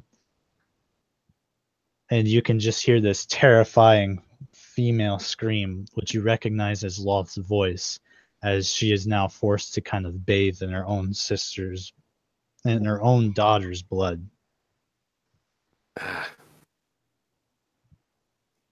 Forgive me, but you do not deserve it anymore. I reject you. I start to mutter and I start to call out the new goddess's name now clearer. Alisteri, help me. Get me from this nightmare. And I'm turning the knife now toward myself. I will rather kill myself than go back. All right. And after you kind of make that threat, you blink again, and you open your eyes, and you're in this stone chamber, and you're standing around everyone else that's currently in the room. And your statue had this knife in its hand, and it was aimed towards herself, but she just pulls it away from herself and drops the knife on the ground. And in the palm of her hand, as she faces it towards you, and she puts her other hand to her chest, and then the palm of her other hand is a symbol of Alistrai. I collapse on my knees and sobbing and tears streaming down my face. And I could throw the helmet off for now and just peel back the cover. And for the first time, most of you probably see a true drow. Not with the long flowing mane, but she has her hair actually quite short for more comfort and effect. But that is her platinum hair shines out now, and she takes the medallion and sticks it in the back of her hair and tucks it in. Puts her head back proudly, wipes the tears off, puts the hood back on, slowly puts the helmet back on, and stands up and turns to everybody. We all survived then, I see. Are you stronger or weaker? You as soon as you say that, you see these two black shadowy masses kind of standing in front of two statues. Magnus covering his eyes, and you can see bloody tears just rolling down them. And then you see the other one, you see of Remus just kind of laying on the ground, and it looks like he's getting dragged away. As you kind of notice the other two glowing statues, which shows Shariel just kind of seemingly looks like she's being helped up back to her feet as she glows brightly. And you see one of Jebediah, which has a spear out in front of him, getting ready to attack somebody, and it's glowing brightly. And of course, as soon as you make those two acknowledgments, your statue starts to go brightly, as especially more so the symbol itself. that's kind of in the statue's hand. Mhm. I yell out, Remus, hang on. We'll help you. And I for now I can't deal with the statue, so I sprint in my plate mail towards Remus. Clang, clang, clang, clang, clang. Oh, everyone is fine. Like, just to say, everyone is just standing beside each other. Oh, I thought he was being It's dragged the away. statues. It's the It's statues. the statue that Yeah. looks like he's being dragged away. Ah, Like the statue of Remus is flat on his back with a leg up in the air, arms like he's being dragged across the ground. see Jebediah's going to attack, or that's his statue's poised to attack something. I got it. Yeah, the statue is poised to attack. Yeah. Sariel's statue is being helped up, and Douglas's statue is crying. Hmm. And I need a short. as you two as everyone kind of acknowledges what is just happening, the one black shadowy mass turns into Douglas, and the other one turns into Remus. And they're both, and the one has a bow, and Remus has his bow, the evil Remus. And he says, of course you couldn't protect anyone. You never could. Father was right. I am weak. Are you my brother? And No, see. and Oh, gosh. the other, and evil Douglas, he just looks at other Douglas, and he says, I guess I should have expected I was a coward, but I'll show you. That's what happens to people who don't even stand up for their friends. And he pulls out his warhammer and shield. Roll initiative. Oh, God. I'm fighting my ego. It's more like you're fighting your lack of one, man. At least it's not your souped up ego. Guess who didn't roll shit on initiative this time, guys? You couldn't make the wisdom save as a cleric, but you got your initiative down. Oh my god, we have the I same think I'll initiative. be okay. I'm doing A plus.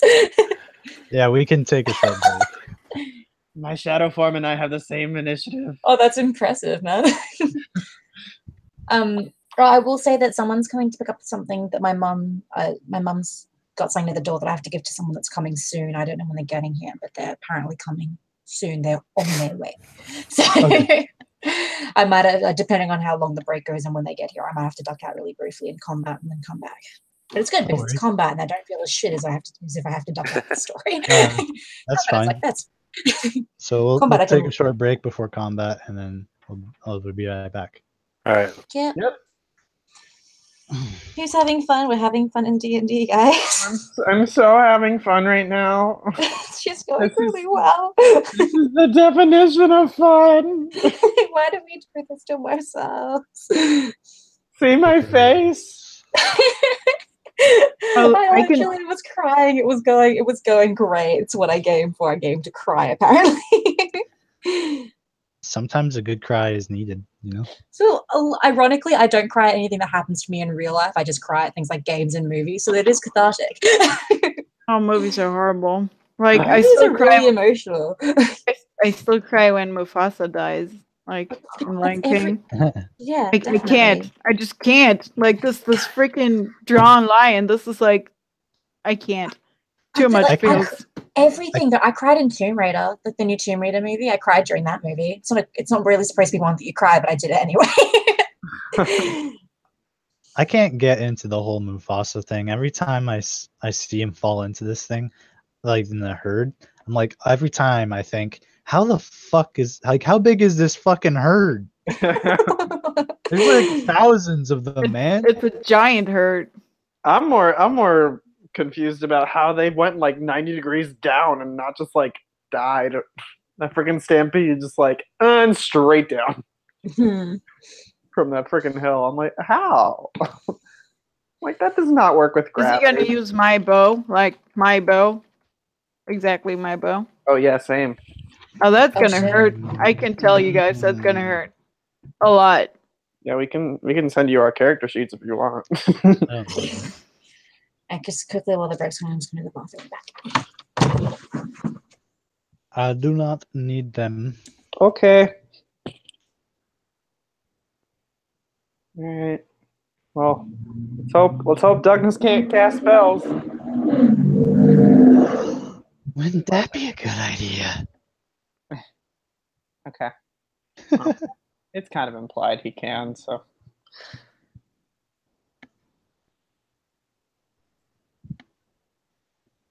Such a good baby girl, You chewing on your fucking bone.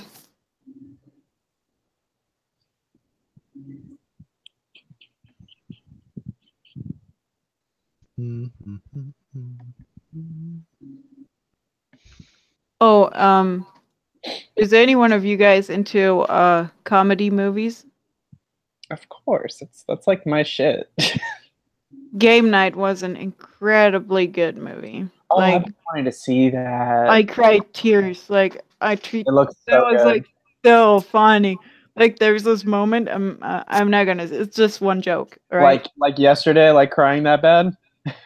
Oh, yeah, about that. And that is rarely that happens, like, in a movie, like, to me.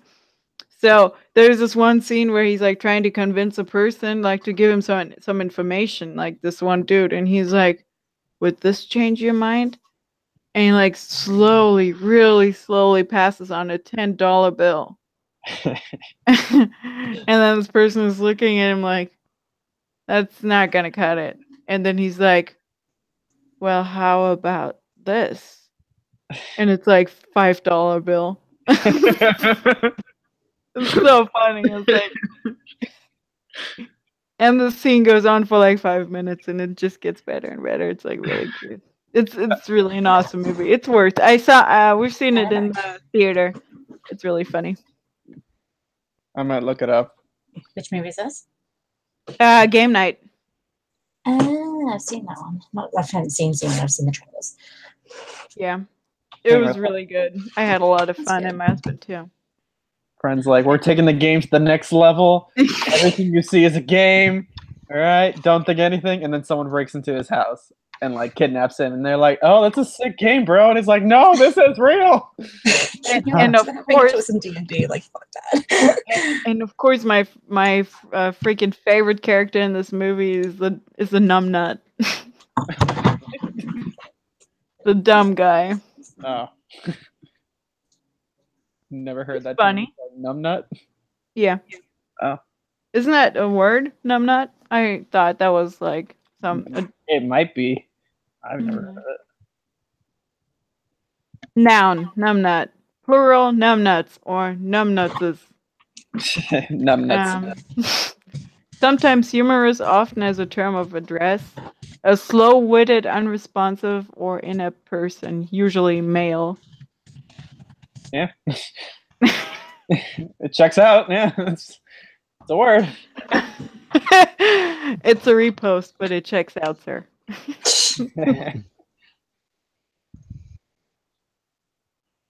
Oh yeah. I can't do it. I can't. It's too emotional.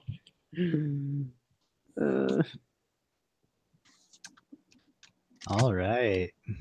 I don't wanna. Can I just So not? we're just missing William and Siona.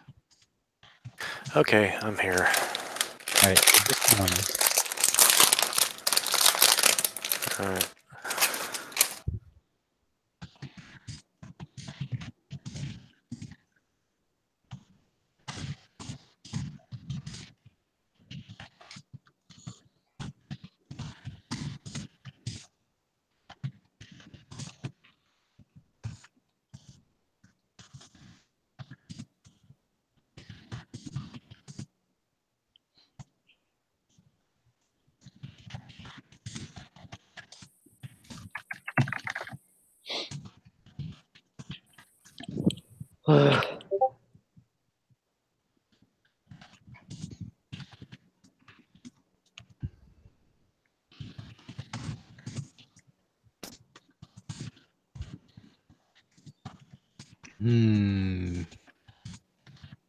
Stop. Don't make that noise at Hmm. us. I'm just pondering. God, that's even worse. Don't think about this. But how am I supposed to make it representative and interesting? You succeeded. Now you can. we're all highly enthralled. It's fine. You already made me cry. Now, if you can just Yeah, politely. I've already we've won. already cried. What do you want from us? You won. You won. But my cup's Like, not I hate full RPing with you, yet. Alex. We do it too well, and it makes me really emotional. Like other people, I'm just like, yeah, it's RP, it's fine. It's just like whenever it's with Douglas, I'm just like, I'm crying real tears. It's fine. It's all right. I was too. You weren't alone, girl. You weren't alone. Well, you certainly hit some buttons there, Alex. Oh yeah. Couple. All right. You should literally, if you ever get the chance to listen to the last part of this campaign, holy fuck. Well, he brought Holy out some old skeletons out of the closet. That's for sure. Oh, All Awesome. right. So, as you guys are getting ready for battle, you see the dark fog that is emanating from the Shadow Douglas and Shadow Remus falls to their feet, and you can see it just be directed in this floor line across the floor, and it starts enveloping real Douglas and real Remus. Oh god. Like absorbing them? No, it just seems to be connected to them. Yeah. And this No. dark smoke starts puffing around you. I knew we were related. We are one. Oh god. Jebediah, it's your turn. So these evil Douglas and evil Remus are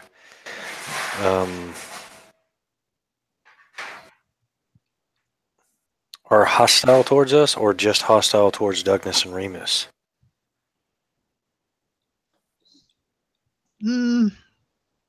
It looks like they're just mainly focused on who they're connected to. So, yeah, just them mostly.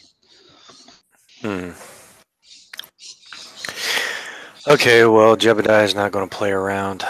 He's going to activate Blade Song as a bonus action, and he is going to move towards the Shadow Douglas. He is going to use Green Flame Blade. No, he's going to use Booming Blade. I totally would have thought that you went to Remus because you totally want to beat this guy up. I just got a natural 20 to attack. Okay. Oh, you're gonna kill one of them. I can tell. Is that what that smoke is?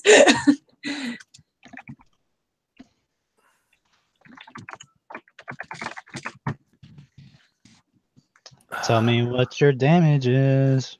I'm waiting for the thing not to screw up on me. So, all right, it's not wanting to roll. I'm not seeing anything on it. Give me a second. My roll 20's on fire. There we go. Now it's working. So let's see. That's 50 points of damage. Oh fuck! You take 50 points of damage. Who? I think I'm dead. I need to make a con save and then I'm dead. Because that is more than half my.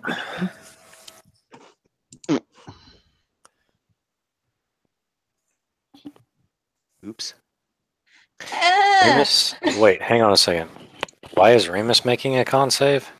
Massive Because- damage. Massive damage. Okay, so why is Remus making a con save? Because I'm connected to that creature.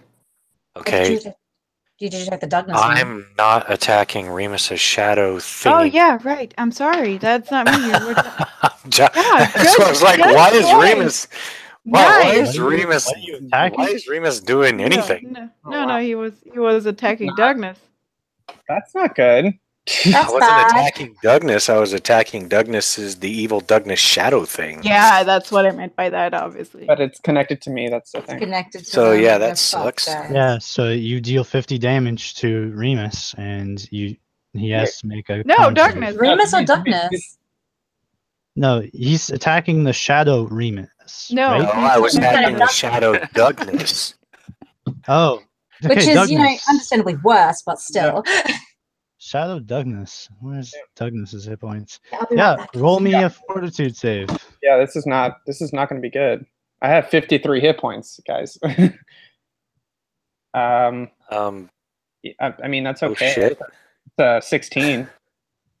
Oh, you feel this just intense pain as Shadow Remus gets stabbed, and you look at and you just feel your head, and you look at it, and there's just blood coming out where Jebediah stabbed the other Douglas, and your head is just suddenly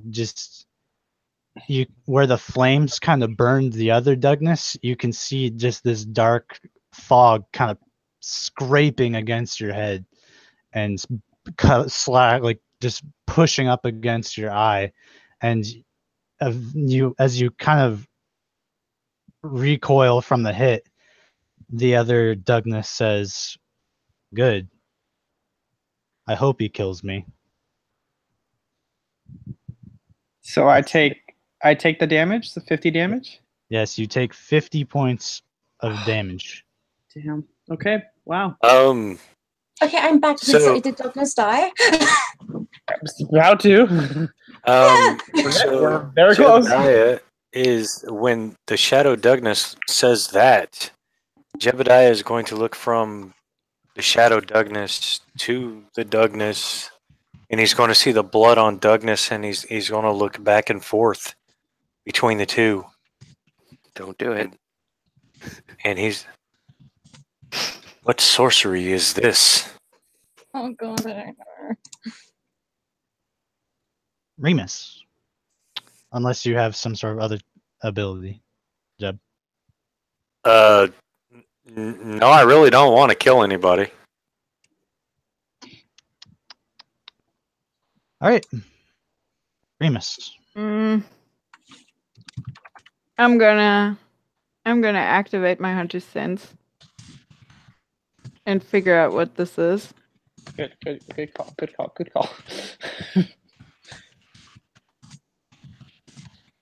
As my main action. Okay.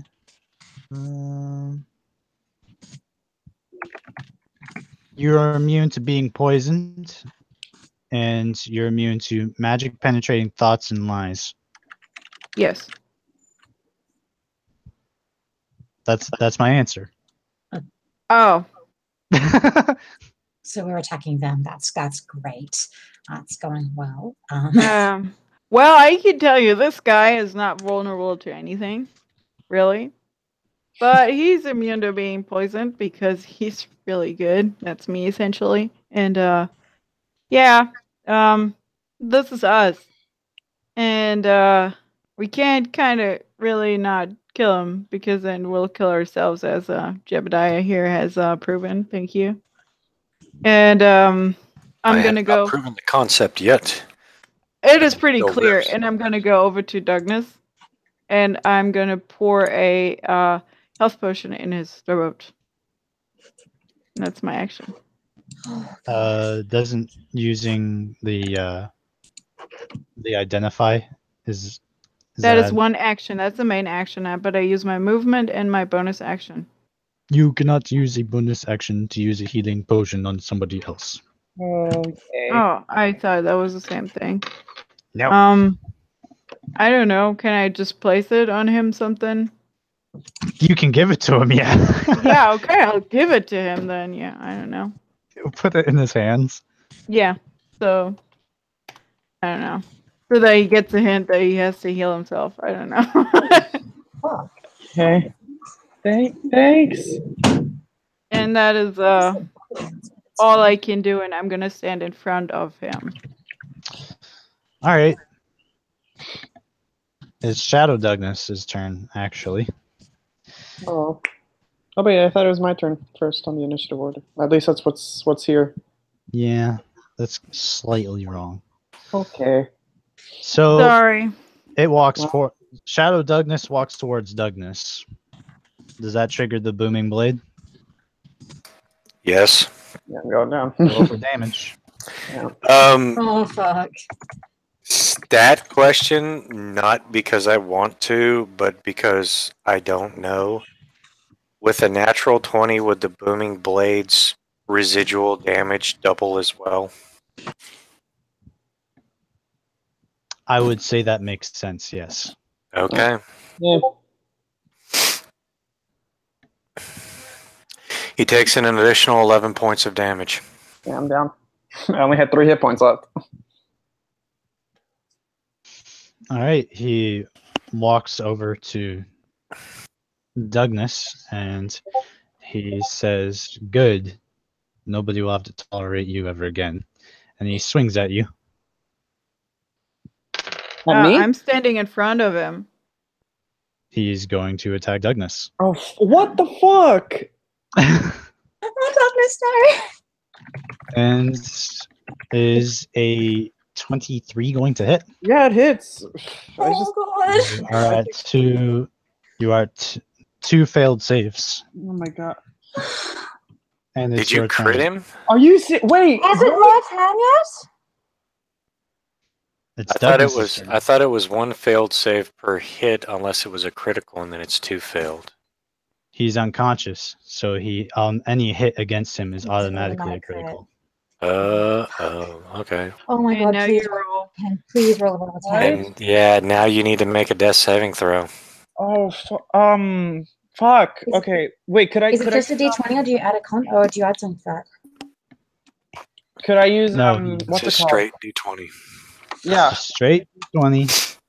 Welcome to death saving throw hell. Okay. Wait. Fine, it's fine. Okay, it's gonna be fine. Wait. Could I use inspiration on death saves? You may use inspiration on death saves. I'm gonna use one, man. Because Okay. that's scary. Roll a death saving throw with advantage. Okay. All right. Yeah, I rolled 17. All right, you succeed. Sariel. Yeah, okay. I bonus action. I use my divine domain feat. I can use spare the dying as a bonus action from any distance, well, from a distance to 60 feet. So he's now stable, so it's fine. And I'm not allowed to use a healing. You said that if I use a cantrip, I can't then use a spell as my main action, can I? You can use a spell as your main action, I can. but you can't Okay. use 2 spells. So Well, say that's if what. you use Field of Oh, Faith. okay. So I can use a cantrip and a spell. I just can't use 2 spells. Really? Right. Can't? No, I don't Okay. think so. Can she use a cantrip and a spell without anything? One Yep. was a bonus action, and the spell would be the main action, so it is legal. Oh, Okay, I that's thought good. that was what Okay. Quicken spells for. Never mind then. Okay. I'll have to look it up. I'm going to brush over to Douglas, tears down my face, and I'm going to grab onto his shoulders. I'm going to cast Cure Wounds. I'm going to cast it at a level. I'm going to cast it at a level 3 because I'm terrified, and I have Circle of Mortality, which means that any creature at 0 hit points automatically gains the most amount of hit points that they can from that roll. Oh. Okay. When I'm healing them. So it would just be 3 times 8 is math. I'm freaking out. What is 24. math? 24. Fantastic. What is your? Plus 4, What is your? 28. Yeah, 28 points of healing damage. Healing. Get it Whatever. done. Yeah. So Make he heals me 28 points of a damage.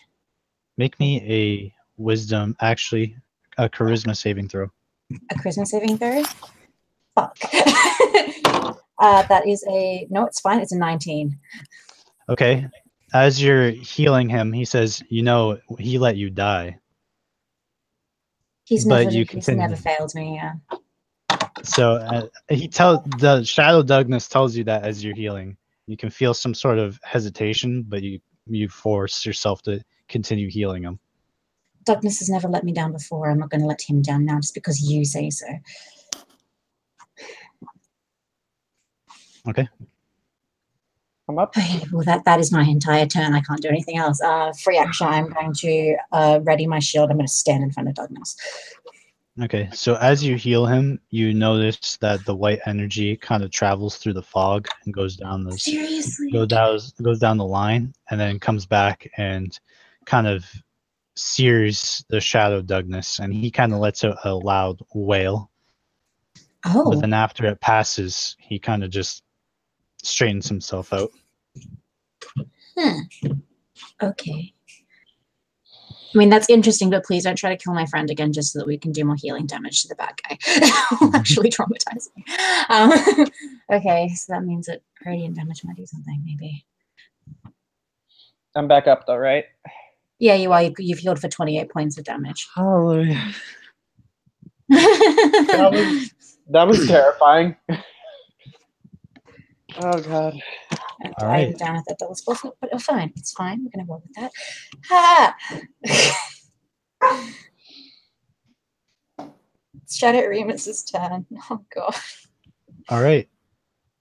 Shadow Remus kind of looks at you, Remus, and he says, just like in the nightmare, you won't be able to protect your friends this time.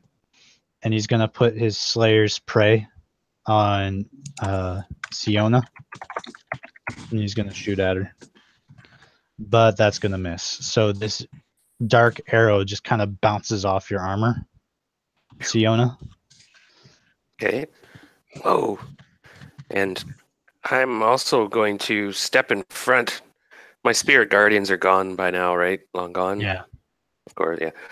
I was going to also cast a Cure Wounds. On Douglas? Yes, but I don't have the maximum effect. I'm pretty certain of that.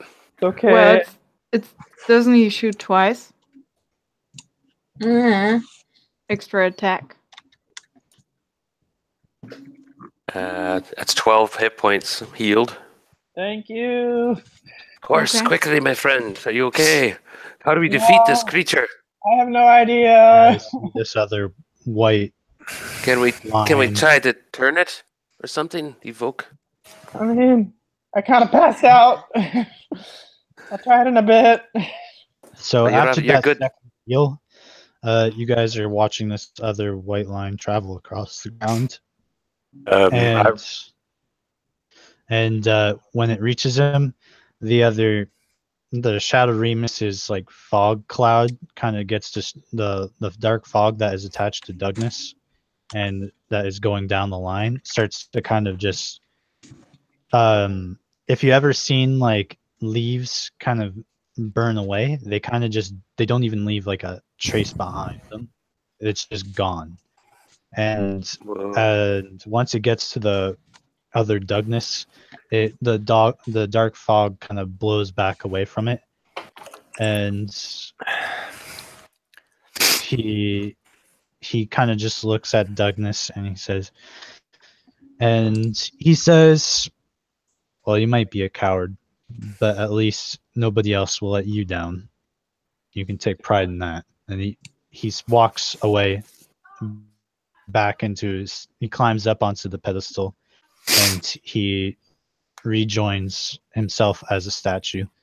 And the statue, after the dark cloud manifests it again, just crumbles into broken stone. Wow. Okay, well, one shadow down. I hope so. I hope so too, but I think so. Jeez. Whose turn is it now? You use your main action, and you have a bonus action if you want to use it. I could use my. Trying to think of something I could actually do. I could cast a cantrip, right? I I can cast a spell this round. Right. I can hit something, but I'm afraid to hit anything. What do I attack? I pull out my lightsaber. Attack the darkness with magic missile. I'll All have right. to wait. I'm out of movements, but I'm too far away to swing at it, I imagine. So 29 Arcana. So I'll Jeb, just it's your move in the turn. way. I'll move in the way of and guard the bodies or the party. Okay.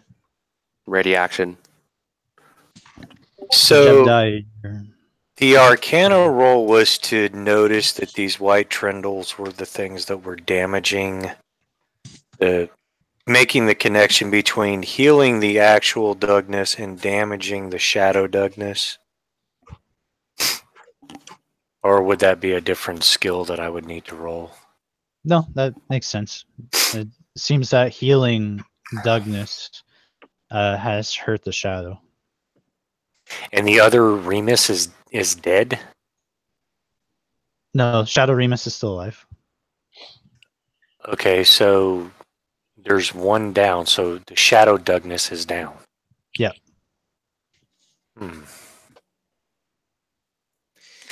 Would Jebediah know whether a lesser restoration would work just as well as a healing spell?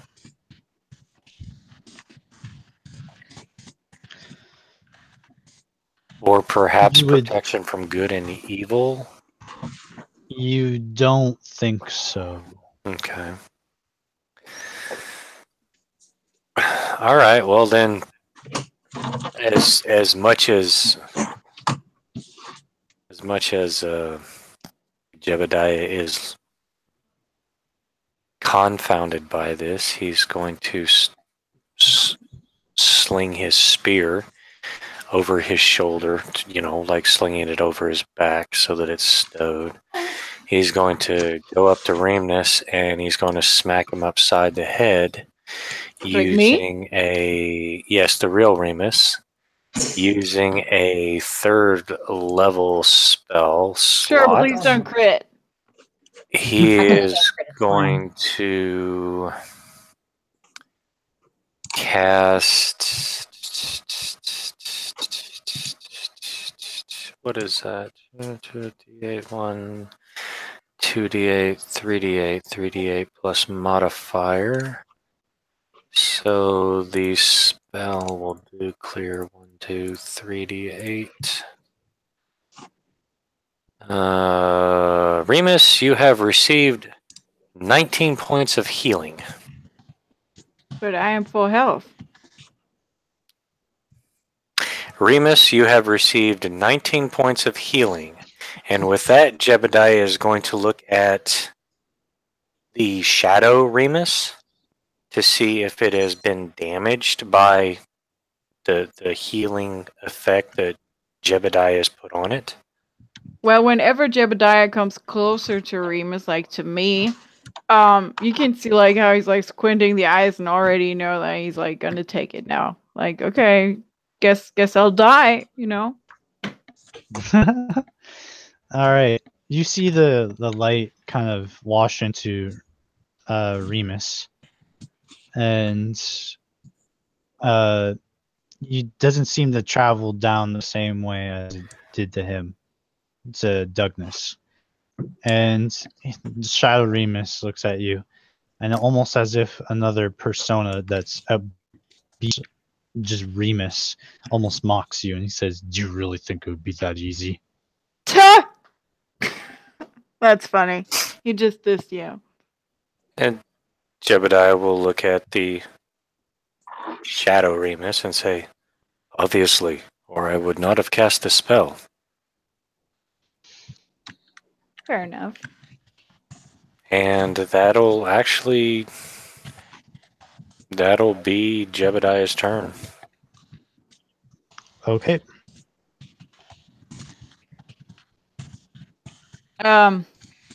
I am going to use my just for shits and giggles because nothing. Oh, actually, no. I don't know. Yeah, I'm gonna throw out a Pokemon just because I can't do anything else without hurting me. I guess I would have figured that out now. Okay. You throw the Pokemon from a bag of tricks. Yeah, I do. Which bag? I only have one. The bag of tricks gray. I traded the other one. And it's gonna be a giant rat. Nice. Okay, so this giant rat just kind of plops in and it's like, It's only a medium-sized beast, I think, but it's called giant rat. Shadow Douglas is dead. Douglas. Oh, wait, do I still have a bonus action? Oh no, Yeah, that you do. doesn't work as a bonus action. God damn it. Okay, I'm done. The disappointment. I'm sorry. Douglas. I think I know what has to happen. I think I do too. I have no idea. I'm gonna look to Remus and I'm gonna say, I'm really sorry about this, but I'm gonna have to do this. About what? What are you doing? You'll find out in a second. And No, you're not doing anything to me. I walk my warhammer on the shadow. Douglas, I gave you potions. I'm gonna heal you in a second once we're done. Boy, the shadows were right this whole time. I'm gonna whack. I am your friend. I'm You're gonna going heal to you. attack Remus. How can you? No, get away from me. I'm sorry, Remus. I have to do this. That's a 17 to hit. You're going to be sorry, and that's a miss. Oh. Oh, such a build-up and then just Just epic not there. flop. Well, shit. Guys are almost there. What has gotten into you, dude? You have to hit the thing and then you gotta heal your. It's a weird story. I was dead for a second. He's having a bad time. Give me a break. Well, I don't want to be killed. Well, Not today. let's break this down. The reason Jebediah believes the reason, and I think Douglas believes the reason that the healing that I did on real Remus didn't affect Shadow Remus is because neither one of you had taken any damage. So the healing just kind of dissipated because there was nothing to heal to begin with. Yeah, that's what I told you. Yeah, after I cast a spell. Yeah, that's why I was Genius. trying to hit you. Exactly, which is why he was trying to damage. I was Okay, gonna use a healing can't- word right after. I can cut my finger and we see where this goes. But that'll Okay, take a so bit. stab yourself in the eye with an arrow, and then we'll heal No, not gonna happen. No way. All right. Okay, my turn is Sorry, over. what do you do? I whiff. I'm going to turn to the. I don't have healing word, but we're going to go with it anyway. I'm going to turn to Shadow Remus. I'm going to cast Sacred Flame to see what happens. So it's a Wisdom save of 15. It's the dex save on Sacred Flame. Don't fucking. Oh, is try it to my bad? trick me. Yeah, no. I'm He thinking of dodges Top of it. Dead. That's my bad. He Dodges just it? leans God back damn it. casually and dodges the Sacred Flame. Okay. Matrix. Clearly. It's my turn. I can't do anything else. Yep. Just getting my shield back up, ready to go. He says, "Well, if you won't show everyone, I will." And he pulls out 5-6 arrows, and he puts them all on his bow. No. What's your attack bonus, Venus? My what? Attack bonus? +7. All right. Who's going to get hit by a 23? Me. Not me. Me. No, yeah. Remus, you're not getting hit. Do you want the full thingy? Stop being helpful. I'm sorry, you just tried to kill me. No, So I 6 didn't. people is No, the giant but- rat, Douglas, Sariel, Siona, and Jebediah.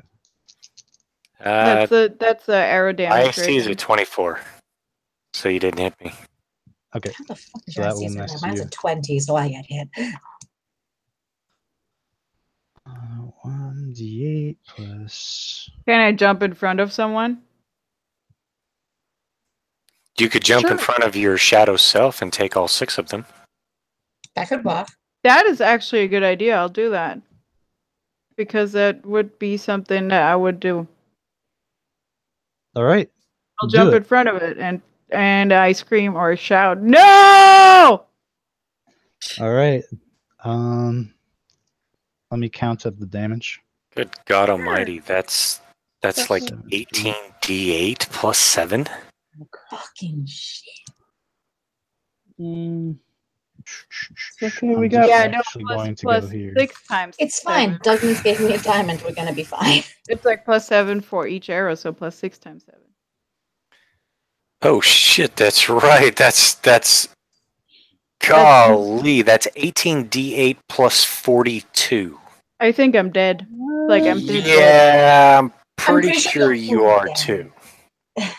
Holy shit. Holy. If you take in 42 plus 18, that's 60 total, and that's with rolling all ones. So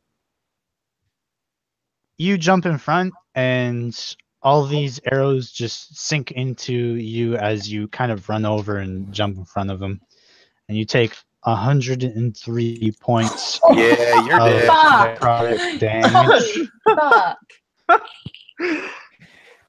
But you land Hey, on the Remus, ground, You're dead, and dude. you land on the ground, and the other Remus is actually just holding his chest like he just took all these arrows in the chest. And you look down and examine yourself, and you're fine. You're like, Oh, what shit. just happened? What? And the other Remus is just looking at you, and he says, "Well, that was unexpected." And he falls onto his knees, and he turns into a mist. The fog just kind of moving away from you and collecting itself. Oh. And Holy shit, it I thought I was drifts- gonna die. Yeah, we all did too. Oh my god, how am I it still alive? drifts up. Oh my god. It drifts up into your statue, and you can see the statue like kind of kick at somebody and like kick somebody away, and he stabs with his short sword, and he kind of gets up again, and he's got his back turned to everyone, but then you see it glowing with a bright light. Okay, so seeing all of this happen, Jebediah's opinion of Remus has gone up quite a few notches, and Jebediah will just kind of look there and start slowly golf clapping.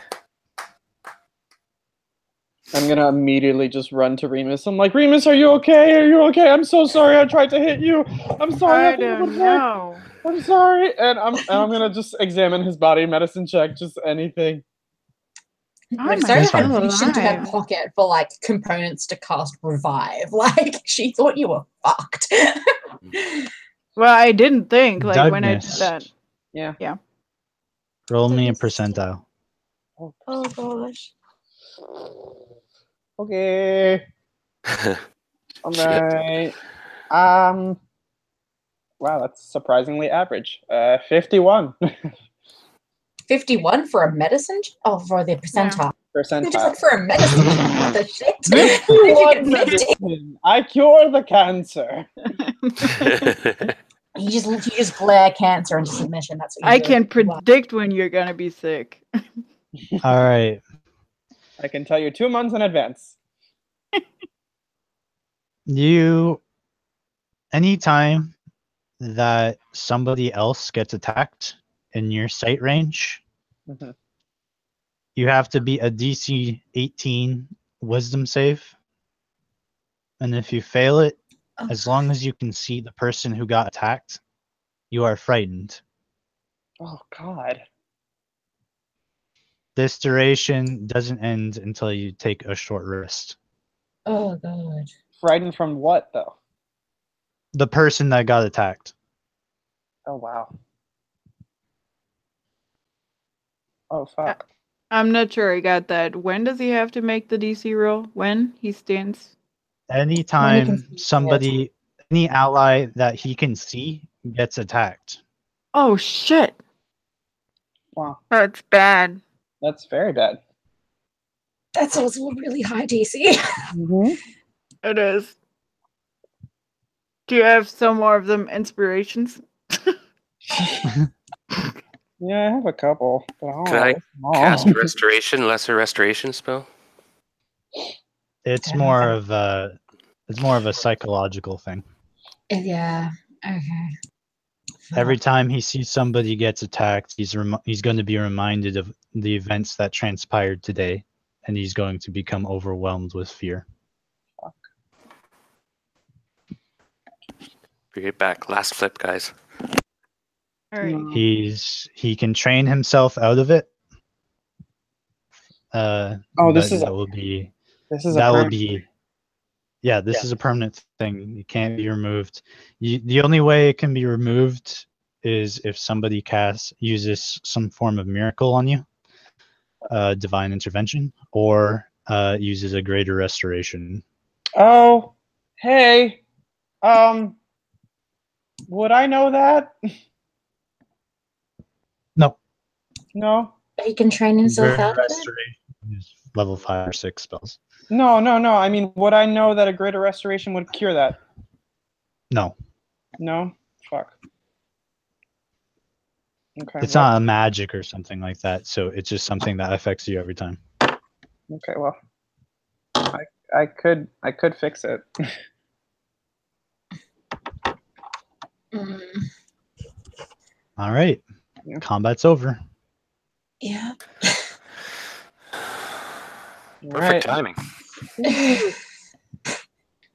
I'm just like breathing.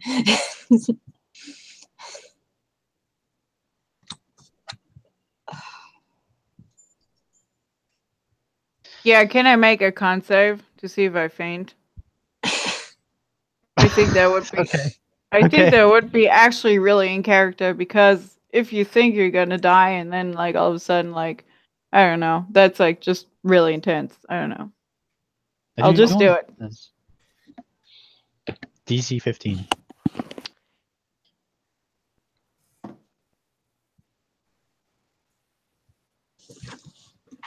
Yep. So after imminent death, And I have a +6.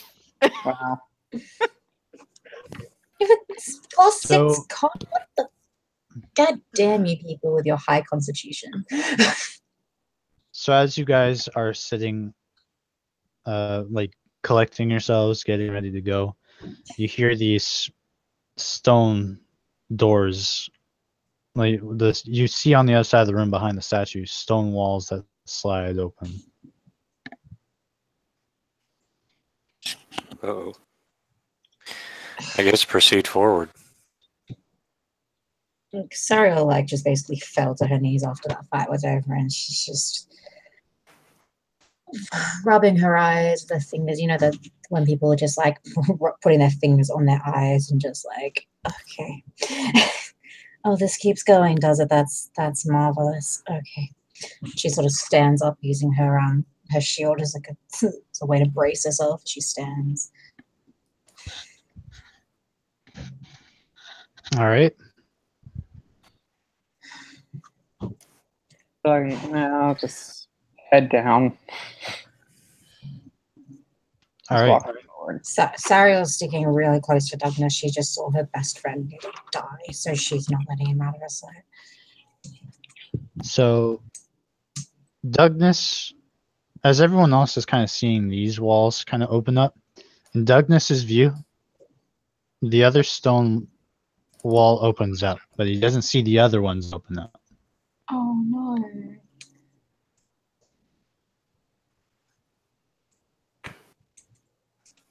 So we're sort of walking to a door that he can't see. So no, he would see you guys, like if you guys were to go in right now, he'd see you walk through a wall.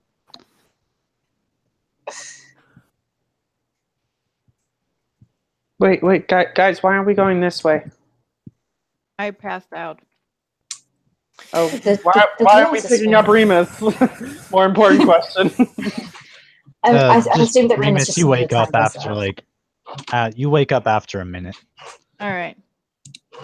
We're going through the door. Are you, I mean, it's closed. No, not the door you guys came in through. So there's like the wall in the back behind the statues. Everyone else sees like these 4 stone walls open up and like twist in place, and then there's these segments, and on the wall that you guys believe are supposed to be walking through is an open like pathway, and behind it you see this pedestal, and then everything else, like all the other pathways, are like have this wall of light. For Douglas, one wall opens up, and he just sees, and behind it you just see Sprig. The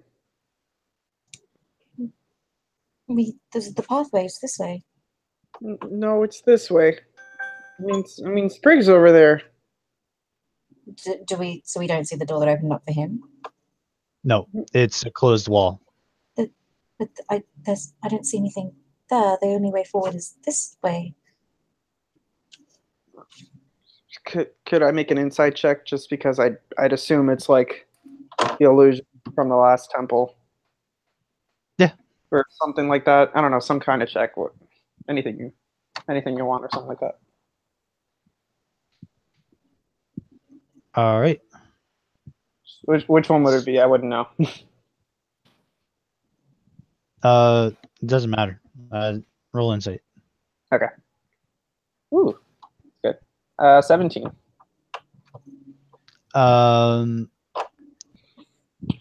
Yeah, you believe this is similar magic. So this is each room is catered to each individual.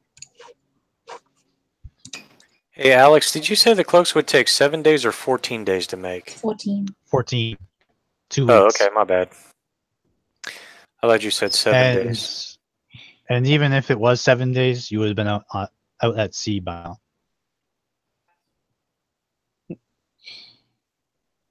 Well, actually, you'd be here. So.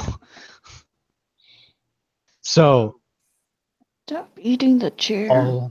Just to kind of push things along. Hmm. Douglas, you go and you walk over to Sprig. Yeah. And you pick him up, and he's not like wilted or anything, but he's just saggy. He's just sad. And he seems nervous. Yeah, no, me too, buddy. Me too. I don't know Okay. if this is what we should be doing anymore. It's a lot, and too many people get hurt, and I don't want to see anyone get hurt. All right, you can see one of its. It actually responds to you, and you see like it squeeze one of its little leaves up, and a single drop of water comes out of it.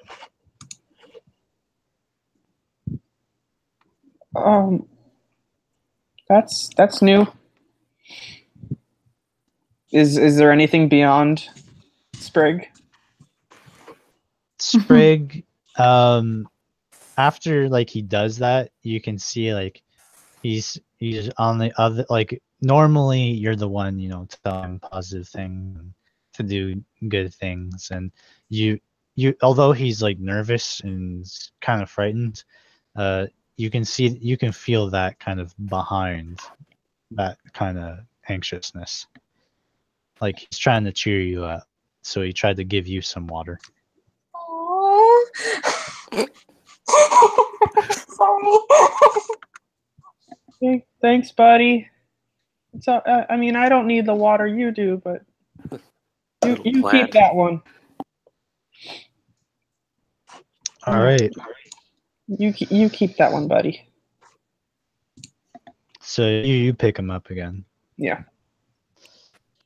Sariel, you walk into your little room, and you see this pedestal, and of course on it it's exactly similar to the ones outside, except Okay. your holy symbol is impossibly there. and you can feel holy energy coming from it. Okay. I walk over and I reach out and I grasp the stone tightly in my hands as I bring it back up to my chest. I just take a deep breath and I tie it back around my neck. All right. Just so you know that it fills you with confidence, and now as you can now use your channel divinity one extra time before you wow. need to rest, That's awesome. as you've now deepened the connection to your god. That is really dope. Yeah, that is pretty cool. And I hate to do this, but I really need to go. Okay, well, from your spear, every time that you kill someone, you can, as this isn't an action, when you kill someone with your weapon, Yeah. you can make another attack roll, just a standard attack roll against another person. Cool. Nice. Nice. So, kill a kobold, get an extra attack, kill that kobold, get an extra attack? Or is it just one limited to one per it's just turn? one time. All right, cool. Yeah. I just want to make sure I had that right. And basically how it'll look like is when you kill somebody, you can see like another, like instead of like your spear will go through normally, but then you just see this ethereal spear attack somebody nearby. Awesome. Just coming from, it still comes out of your spear, but it looks like it kind of juts out of the person's body. That is pretty damn badass. Okay. And just so I can annotate my records, is it 1 XP or 2? This will be 1 XP. Alrighty. Thank you for the game, Alex. Thank you guys for playing. Thank you. Yeah. Awesome. See you, Will. Alex, sorry about See damn ya. near killing you, dude. Or, sorry, Douglas, sorry about damn near killing you, dude. It's alright. It happens. Alright. We'll see you guys later. Yeah, have a good night. Yeah. Thanks. Bye. Remus, you enter the room, and your bow is sitting there. And when you pick up your bow, you notice that underneath it is actually a short sword. Oh, wow. Did I lose mine? And I check if my short sword is still there. Yeah, when you fainted, your sword disappeared. Nobody really took notice of it. Oh, that is now- really handy. You notice it has strange symbols on you, and the short sword now has what looks like a bigger guard and some sort of like little shield on it. Your short sword is now a defender. Huh. It has a That plus sounds 1. pretty awesome. It has a +1 to attacks and damage, and as a bonus action, you can use it to give you a +2 bonus to AC, but you lose your attack and damage bonus for the next turn. Wait, is that the same short sword of the sunlight that is being modified? Because I only had the short sword of the sunlight, which already was a +1 short sword. Oh, then it's a +2 short sword, like +2 defender of sunlight. It's the same one, but it's called then Defender of Sunlight. Yeah. All right. And can you say that again? I can use my bonus action. It's got like, okay, I can use my bonus action to raise my AC by 2 for 1 turn. Yeah. And what happens to the turn after? You until your next turn, you don't get an attack bonus or damage bonus. So all of the points fall down, like even my proficiency and all that is out. No, it's just the magical bonus that you get for using it. Oh, all right. Thank you. That's cool. So normally it's a +2 weapon, but when you use the bonus action to boost your AC, it will drop the +2 to attack and damage for a round. Oh, I see. All right. And Siona, Yes. you walk over to the you walk over and you notice, I believe you were carrying an actual lyre once at one point. I think somebody gifted you one. Yeah, and I was meant to give that to a friend, but that was a while ago. So you notice above your emblem that you put on there, the badge for your family, you just see this lyre laying on above it. Like a real one, like an actual Actually, lyre. it's the exact same one that you like. You search your backpack; it's not in anymore. The one that you made and performed the ritual on, and you see it just laying there. Oh, okay. Wow. Is it, can I strum it and play it? Yeah, you pick it up and some song just comes to your mind, and you play it, and as you play it, you are under the effects of calm emotion, and you feel yourself just kind of relax, like all the tension from just the previous moment just kind of goes away. Wow.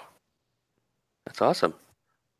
3 times per day you can use it has, so essentially it has 3 charges, recovers at every dawn, and it will, or actually let's make this more relatable.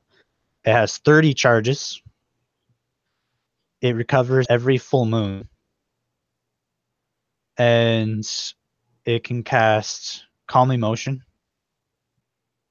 Animal Friendship, Charm Person, Damn. as well as Protection from Good and Evil. Nice. That is so cool. That's badass as fuck. That was Animal Friendship? Yeah. Wow. Gonna have some animals hanging around. Wow, that's awesome. Ooh, I see a multi-class in the future. When it runs out of charges, it gives you a +2 to performance. And that's it.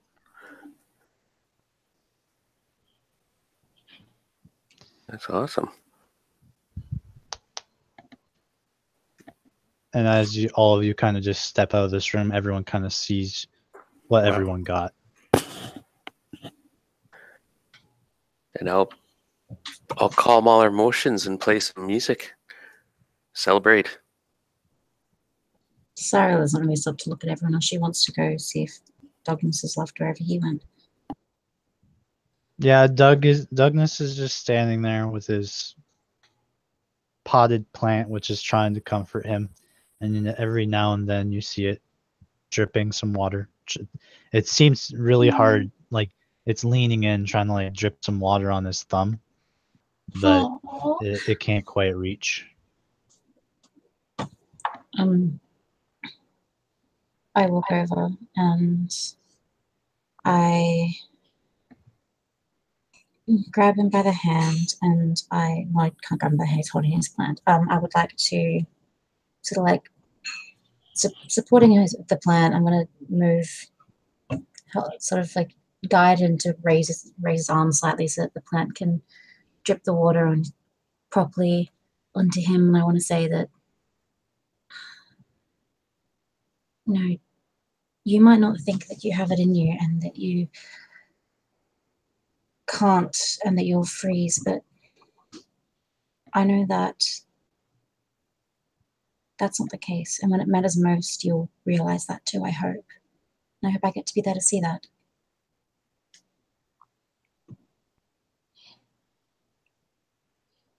Hey, Sariel, Yes? why do you still believe in me?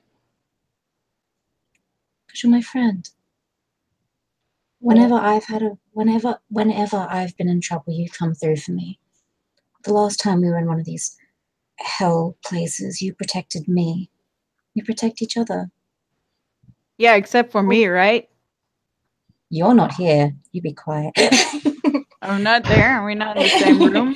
Like you said, we stepped all the same thing and looked at each other. Sariel just briefly just closes her eyes and just ignores it and just, we protect each other. I You am protected me in here. the past, and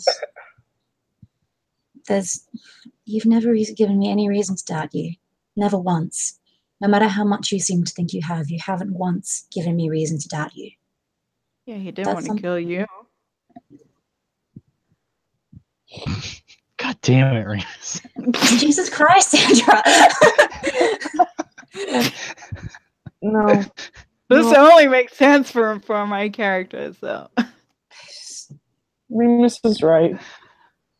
And it's true. I mean, every time I try and do something to help, I always seem to just fuck it up. No, that is not true, but you should not go as far as to kill me, you know. It is true. If you seriously trace off my friend because you're trying to play in character, I'm going to kill you. Do I have it prepared? I do. I cast silence over the section that Remus is in, and I say, no, Remus is not right. Well, I'll walk out of it. Can you seriously? Make me an Arcana check, Remus. I would notice if no sound comes out of my mouth. That is an 18, I think. Yeah. You know the spell, but you also know that since it's cast on you, if you start walking around, you can't get rid of it. Well, I'll still walk around and try to talk, but it's not going to help. I'm like, okay. Remus isn't right. You've never once let me down. Every time you've tried to help me, you've never failed. You've protected me against undead. You've protected me against my own fears. You've protected me. You've kept me informed. You've let me comfort you.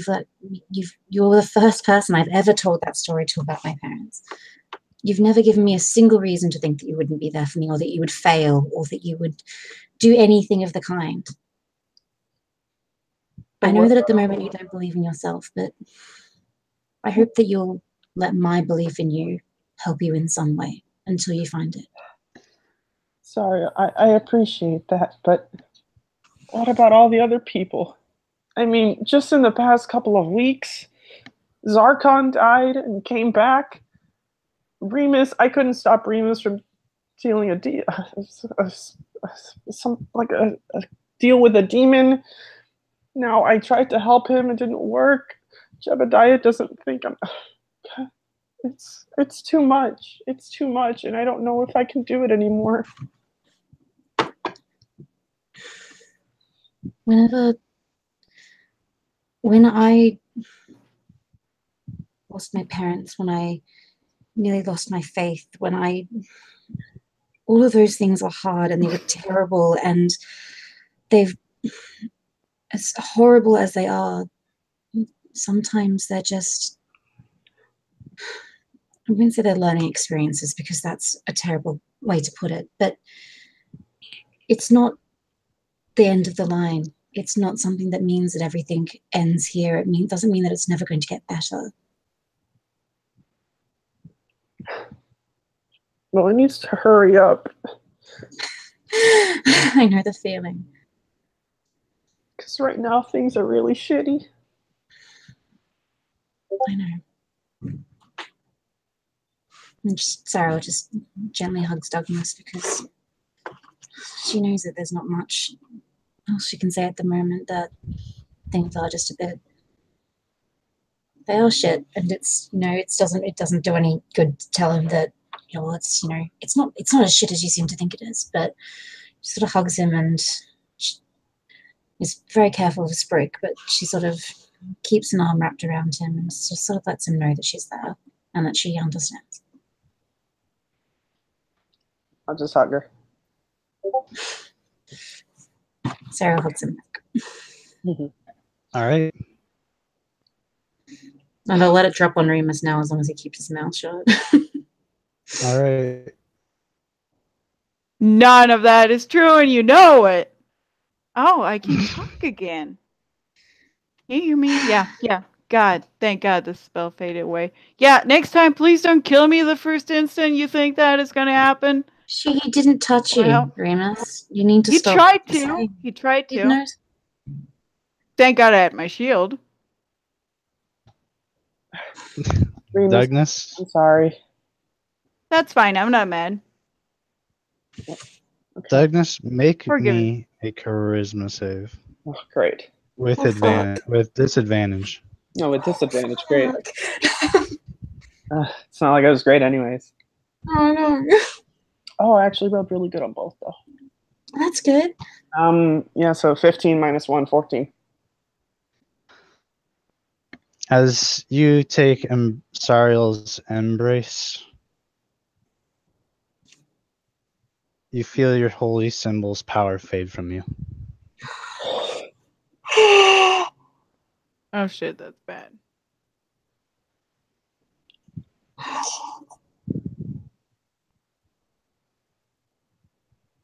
As a cleric, you cannot change your class until you receive special training from somebody else in the guild, or until you receive training from another or receive it as a reward.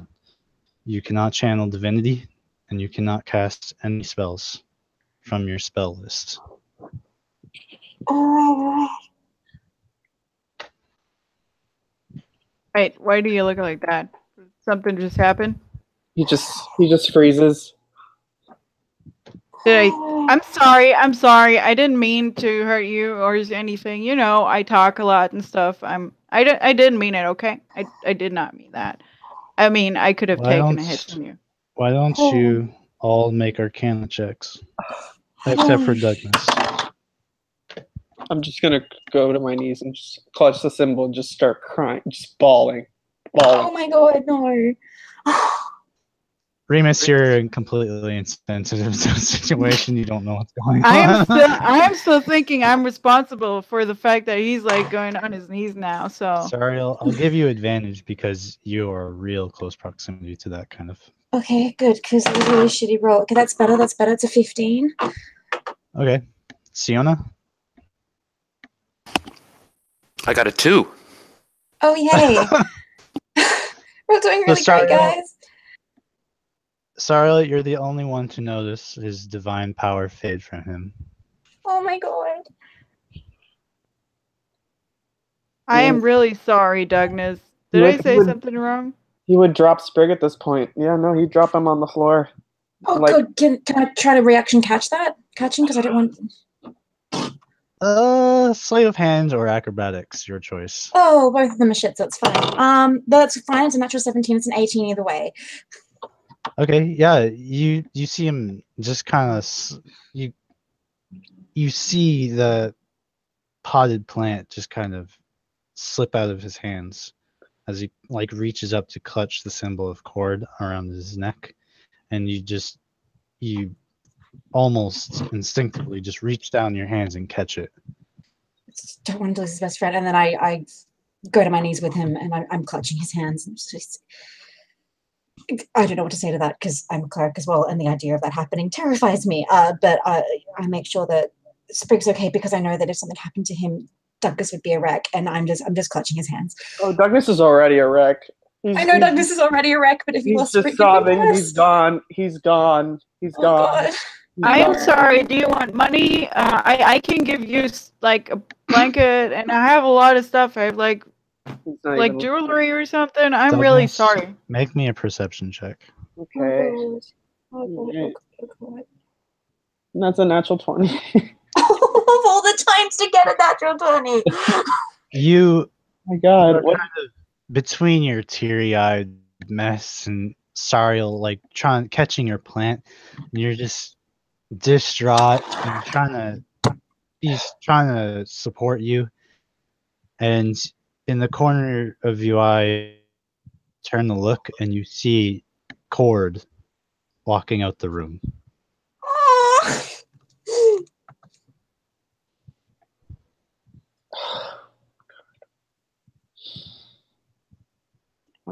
Yeah, just gonna stare. Just watch him as he goes.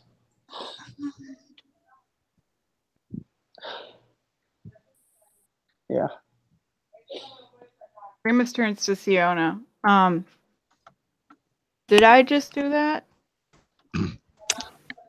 I'm a bit puzzled myself, but he's an emotional person. I think he needs our support. I do not think it was your fault, though. I don't know. I kind of talked a lot, and he seemed to mind it. And now he's on his knees crying. And he won't talk to me anymore. So that's pretty much sounds like my fault. Probably needs some professional help. I think I don't know. Perhaps he's in the wrong line of business or something. It is dangerous. Oh my god! It's a dangerous profession. God damn it, you two. Seriously, holy fuck! So, what do you guys do? You are in this room. It's completely empty. You feel that the energy is there's still ambient evil, but it seems to have kind of relinquished itself. Despite the nature of whatever spirits reside here, they have they seem to have conceded themselves to your presence.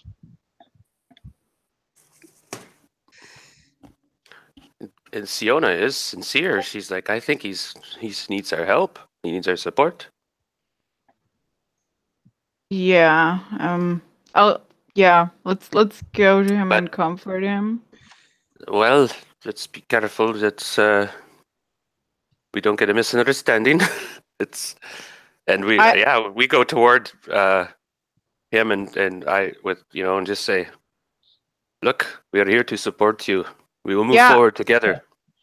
And I pat him on his back and I'm like, here, I have this love potion that's like really rare and stuff. I'm sorry. Aphrodisiac? Yeah. What'd you give him? In the Underdark, that would be a great gift. In the Underdark, I'd be like... I offer him like the filter of love because I think that is like what he needs now. So yeah, she offers you this potion. I'm sorry, Douglas. You actually don't know what it is, so you just hand them this drink, and you. I know what it is. Well, somebody told Remus? Yeah, that was Dirk. No, Dirk told you that you would know when you would need it. Yeah, and that is pretty much exactly the moment, so I know what it is. It's the potion I need right now. Okay, so yeah, Remus doesn't know exactly what it is, but it's this pink vial. And it helps when the heart hurts, and that looks pretty much like heart hurt right there. Or something hurt. I don't take it. It's got some fat cherubs. Yeah, no, I still don't take it. I'm just going to turn to Zariel. I'm just going to say, he's gone. Cord. No, I'm right here. No, not you, Remus, not you. It's Cord. Who is this Cord?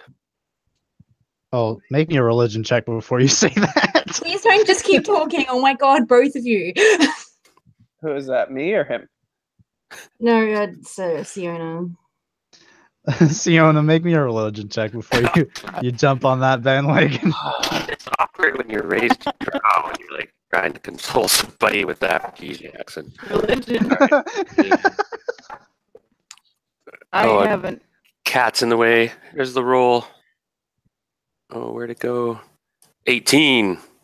Yeah, you know the Cord is the god of bravery, and I think Cord's god of bravery. God of storm and bravery, yeah. Ah, surface god, bravery. I have an 8 on religion. But you would know because you've been with us longer. You've had Douglas talk about Cord. You would know. Would I know? All right. Yeah. With Cord by now. You've known. You've known him for this long. You would know his deity. I mean, offhand knowledge is a little shaky, but you would know anything that he would have told you. You'd know that he's important to him. And I say, well, he seems to be brave to me. His heart is big. You've had it all along, I'm afraid. But Look, stand up. You're brave. You're here with us. Where else would you be here? You must simply stop this and get on your feet and move forward. Is this your plant? mm-hmm. Do you not want to keep it alive? Well, I mean, what's the point? The point is life. Now, you must stop this nonsense. Hold your head high and go on with your life. Am I not right? Look, I am here. I've been for 300 years sacrificing mortals to a demon goddess. I almost killed myself for this, but I chose life to move on. I suggest you do the same before something dark happens to you. And I take the plant, put it in his hands. Now keep it alive. We have work to do. Okay. I turn around, nod to everybody. So, what do we do now? Can you accept my apology, please? I feel really bad, and I still have this potion. It's okay, Remus. Here, I wasn't mad at you. I forgive you. Thank you. Let's have a gift for you. If you do feel vulnerable, here you go. And I give him my potion of invulnerability. Thank you. I don't need it with all this stuff on. And I clang my breastplate. Cling! That makes sense. Yep. You're pretty much invulnerable in that. Cool. I don't. What do I do now? It's just. Like I said, move on. Life. Yeah, you just keep at it, and you walk with us until you find your spirit again, your God. He'll come back. Thank you. Yeah, I mean, they came once. Why can't they not come twice? You know, it's like if you walk into a door, you can always go out and come back. Wait, you can do that? That sounds pretty logical to me. Yeah. I'll turn to Sariel. Is that something that can happen? Would I know if that's something that it can happen? Because I don't know how the mechanics of this work. No one does, Sariel. No one does. Oh, fantastic! Would I know if it's possible to regain that connection, Alex? Or the DM person, help me. There always hope. Roll me religion. Hey! I'm using inspiration in case this is shit. It was shit. That's great. Okay. That's much better. That's a natural 20 on the second one. So that inspiration point was worth it. Thank you very much. All right. You know that in order to gain a god's favor in the first place is quite simple because all you need is devotion. But Yeah. when you lose your faith to your god and you want to re-invite him back into you, you need to perform a great feat of valor on his part, in his domain. Okay. So you believe that in order for him to regain the powers of Cord, he needs to perform a feat of great bravery. Okay. It's of course possible. It's when you Cyril sort of visibly sort of stops herself and just tries to get her words in order so she doesn't start babbling. You can regain a god's favor. It's not as easy as gaining their favor in the first place, but you can perform a great feat of bravery.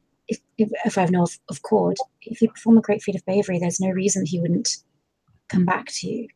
Maybe to move forward, the best thing that you can do is focus on trying for that.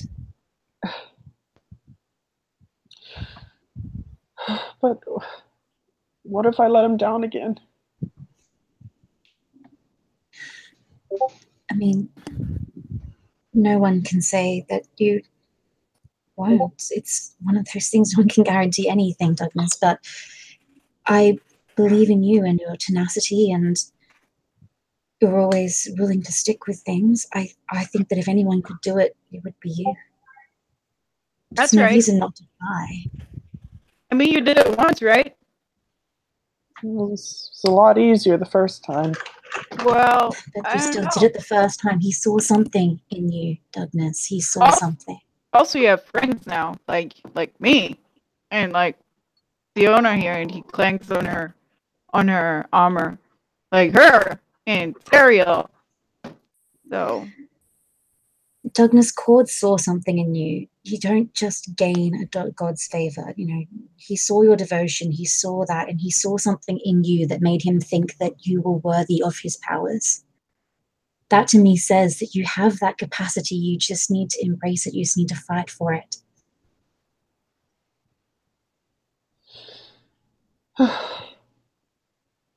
This isn't the end.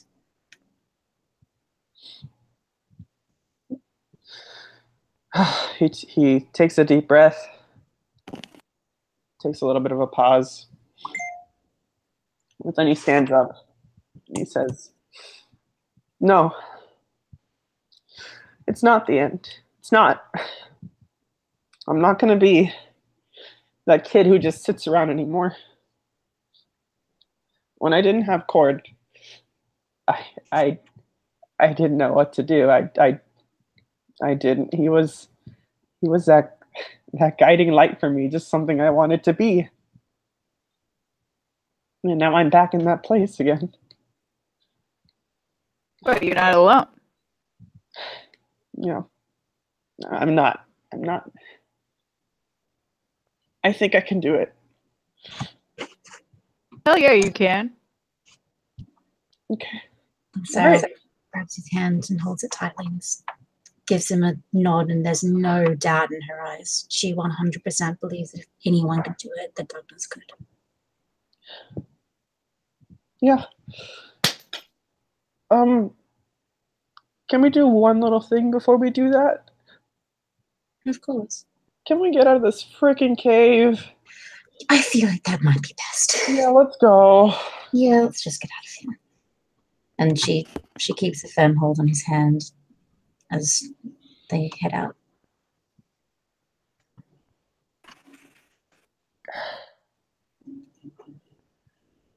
Yeah. Ooh, this is gonna be fun. Oh, fuck, what? You sick bastard. You sick bastard. So Sick bastard. you guys leave the We didn't see anything. You said that we didn't see anything else. The malevolence presence had faded. it didn't disappear. It just concedes to your presence, so it's Okay. suppressed. Did we see anything down there that implied we had to go somewhere else in the temple? No. Okay.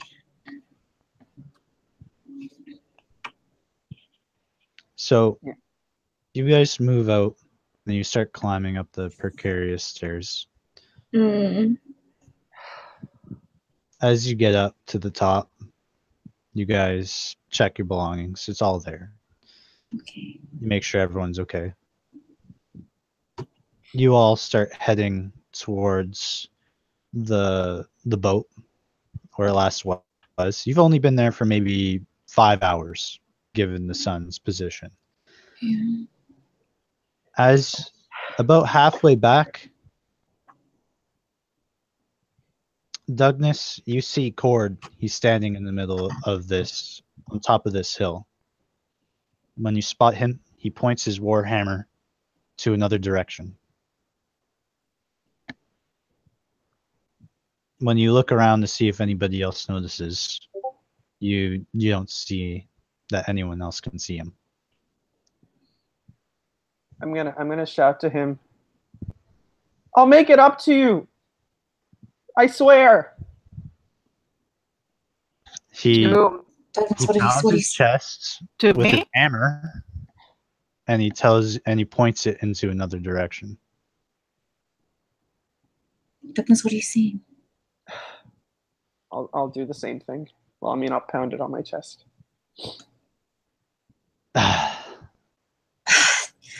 Oh, come Make on. an insight check. You don't can do this, know. man. I believe I in don't you. know. I'm just what I'm. Okay. Okay, yeah, that's good though. Yeah, that's like a 22. He's telling you to go somewhere. Yeah, I know, but I was just doing it as like a salute, Salute. something like that. Yeah.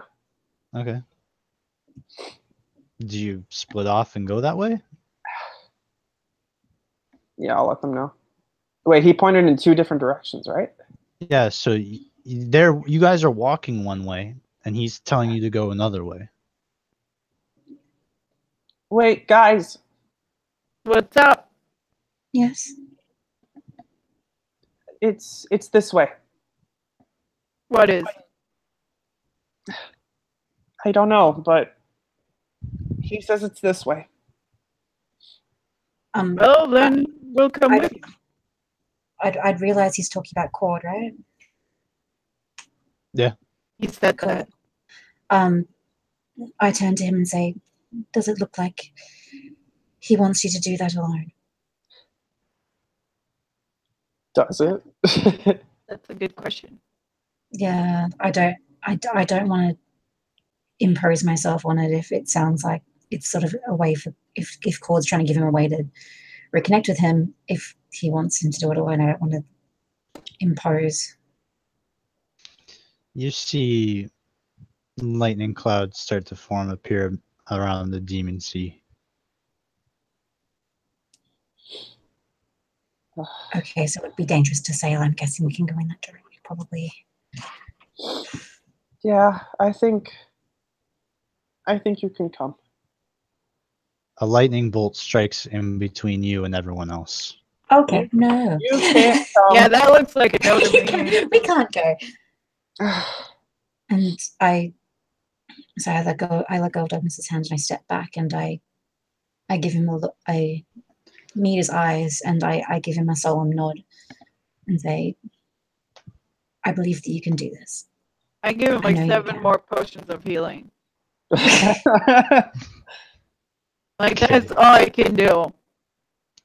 You So can do this. you turn to head towards wherever he's pointing you to, and he's standing in front of you, and he takes your hands where you have kind of Sprig in your hands, and he moves Sprig and your hands and puts it in towards Sariel.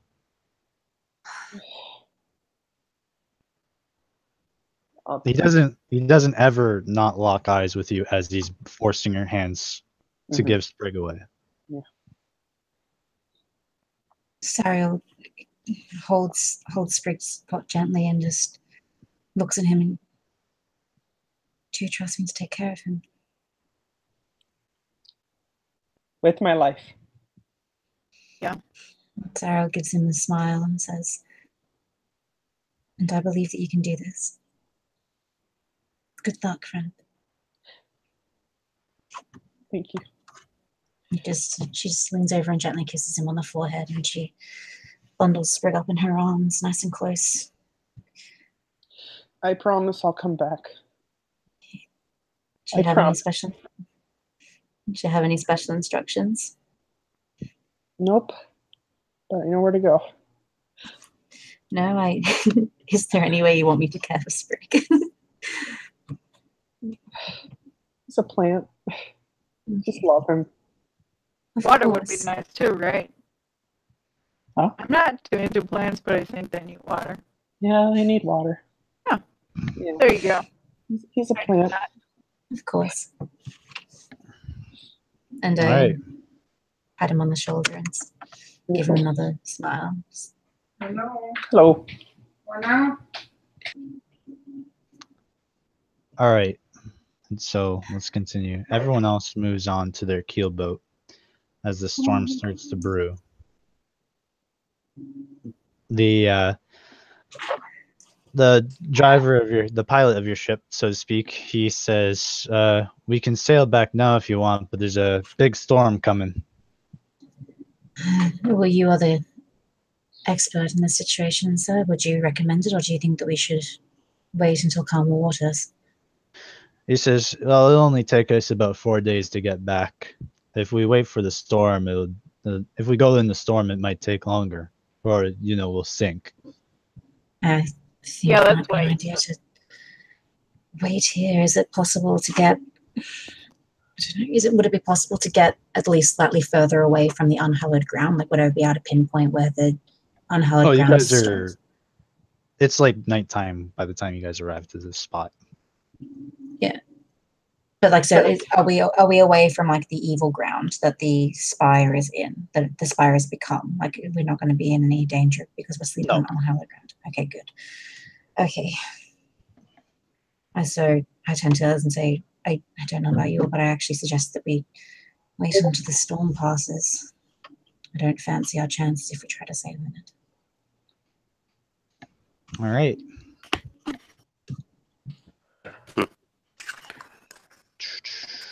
I'm terrified of the water. Yeah. Douglas. Absolutely terrified of it. Yes. I believe in you, Douglas. By the time they arrive at your boat, their boat, the keel boat, you arrive and you see Cord standing beside a rowboat. It's got basically nothing on it, just a few oars, maybe a couple of extras. So there's about 5 oars on it, and just like a one single wineskin, and like this 3 food rations.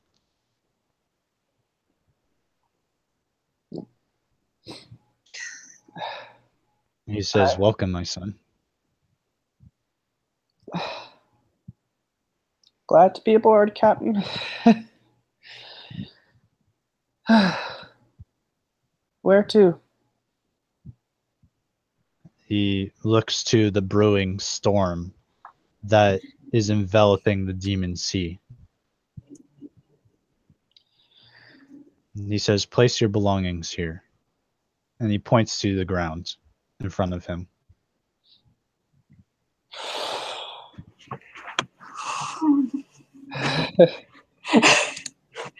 Yeah, I do it. Okay, you strip yourself of almost all earthly possessions besides just a little bit of clothes that you sometimes travel around with. Mhm. And he says, "You will sail to the center of the demon sea, where you will face what makes all sailors tremble. And when you leave that place, you will sail home. And we will see what guides your hand." Okay. He just points his warhammer to the boat. Then he's silent. I hop in. Okay. So here it is. Every check that you make from this point on, one dice, the first dice you roll will be for you. The second one will be for Cord, and the third one will represent Sariel. Oh. Okay. The first 2 rolls are done by you, Douglas. Okay. The third roll is done by Sariel. Okay. She's with me somehow. Just sending my spirit. I don't know if we've sort of bugged down for the night because we were worried about sailing in the storm. I imagine that Sariel's in her trance. She's probably meditating. She's probably meditating on you. You're not actually there. I know. I'm just saying that it's Okay. story flavor. That's why you can probably feel it there. Okay. And here's what, and I'll explain why it's like this. Okay. So Douglas, the first 2 rolls represent just your determination between you and your god. Okay. If you can get through this skill challenge without requiring the help of Sariel, then I'll give back your powers. However, if Sariel even makes one of the saves, or is needed to make one of the saves, then you will only get partial powers back. And in an odd circumstance that you fail all the saves and hers are all the highest, Mhm. then you will lose all of your powers. Okay. You won't You can lose get it. any levels, but you will Okay. not be able to. You will remain as you are. Mhm. The first day of sailing, of rowing, is quite easy. It's a little bit of rough seas, but it's not too difficult. The second day, however, you notice that you're rowing into a very heavy storm. Make me your rolls and tell me what you get. Just a straight up roll, no modifier.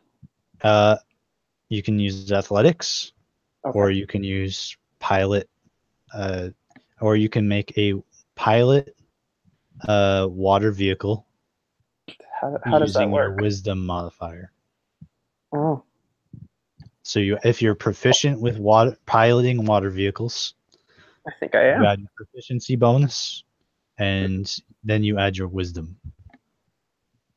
Yeah, I am. Yeah, sailor background, yes. Oh, Okay. thank God. Okay, we're good. It's gonna be fine. Well, don't. No, we're hoping. Touch wood. It's fine. So- It's fine. So roll the 3 dice. All right, first roll.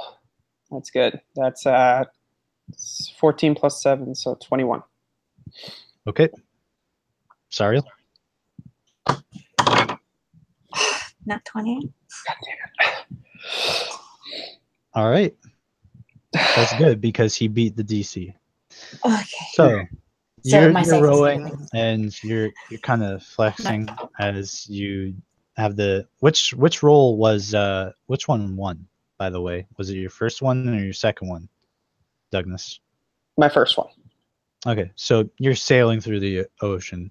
This isn't the worst sea that you've gone through. You've Mhm. gone through the worst storms, both in your mind and in real life, as part of that fishing crew. The third day, you start getting into that heavy storm. Yeah. And the ship is rocking. The boat is filling up with water. And you're having difficulty holding onto your oars. Roll me your dice.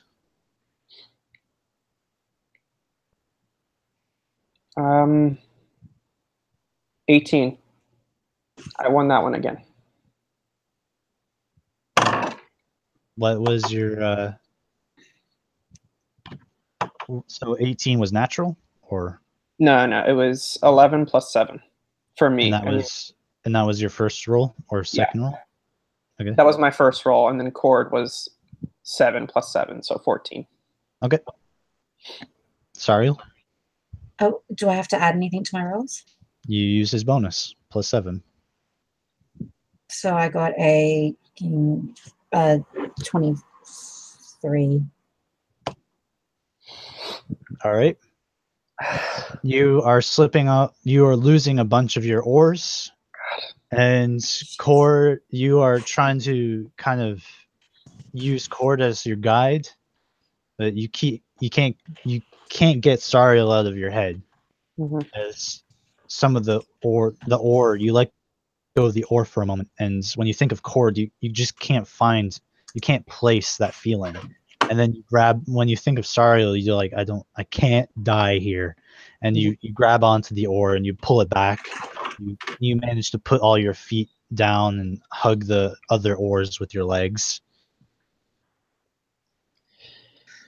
And you pull them all back and you have all your oars, and it's just the roughest day that you've had in a long time.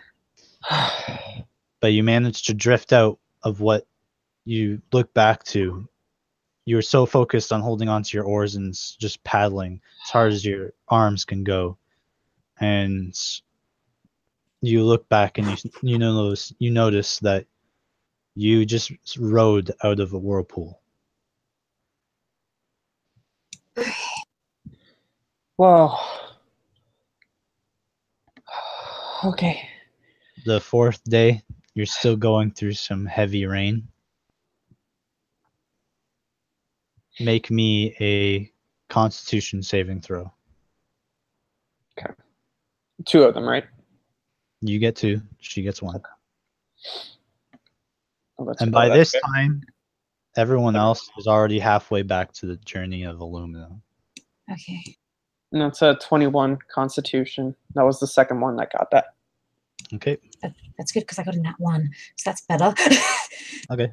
You realize that you're hungry now, and you haven't really realized it, but you look for your food rations, and they're off the boat. They're gone. Shit. God. Day 5. The storm is still kind of swaying the waters around you, but it's lightening up. Make me your 2 checks again for piloting your boat. No, reset. God dang it. Okay. Wow. That's an 18 for the first one, and then that's for this, I don't know for the second one if it matters, but that's at 9. Okay. Sorry. Mine was a 4, so plus his modifier 7, it's an 11. Okay. You are pretty much rowing again on your own strength. Oh, thank God. You're getting through the harsh waters, and eventually it's day 6. Everyone else has already made it to Illumina, and you're worried about him as you saw his ship, his little rowboat, as you guys were departing. Yeah. Last day, you're in your Come on, rowboat, Dragon. and you're going by Red Gill, and now you have to get through the river. Roll me either survival or athletics. I'll do athletics for this one. Okay. God dang it. Oh, yes, Cord coming through with the natural 20. A plus. That's Mine was a 25 in 13. total. Yeah, so mine's All right. 13, so Cord gets I, it. I had rolled a 2 that first Oh one. my God. I was going to cry. So you're rowing, and unfortunately, you're thinking everything's good now. Everything is fine, and as soon as you kind of just let your guard down, this huge fish just jumps out and bites onto your arm, and you're like you are frightened, but then you kind of get angry at it, and you're like, God damn it! And you punch it in the head, and it shakes, and then you kind of tear its jaw off, and Holy you fuck. kind of just beat the crap out of it and lob it in front of you, and you're just letting out this huge sigh as like you're looking at your wound. I keep it on the boat. Yeah, it's just flopping on the boat. It's shaking your boat. I'm whacking it till it's dead. And you pick up your hammer and you just let him have it. And as soon as you look around, you see some blood had gotten in the water, and you're just more fish are coming, and you're just batting them away. And after what seems like 10 minutes of just batting these 2 big ass fish, they'll hit the water, and you can see them kind of just following the river back the way you came from.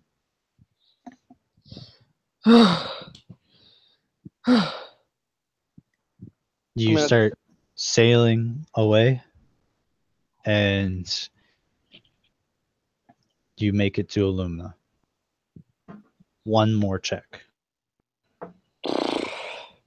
You can do it. It's a con saving throw. Okay. I'm not great at it, but okay.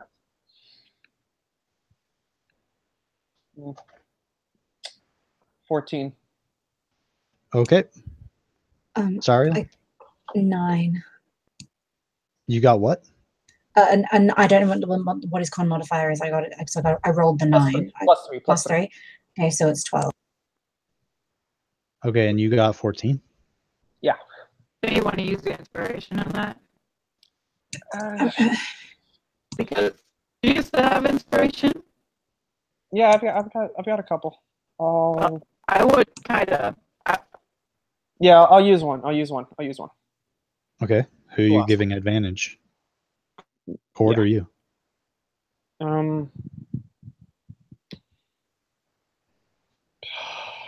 Gosh. Cord. Okay. It's the exact same roll. Fuck. All right. So 14.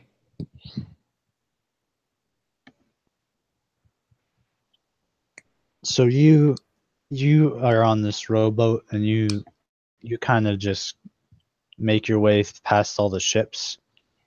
Somebody sees you and they're like, "Holy shit!" And they run over and they help you up and they start asking you questions. The fatigue of not eating for a few days has been really getting I to was you. gonna be eating off that fish. Well, If I it'd could. be raw. So make me another con save. Oh shit. Natural 19. Okay.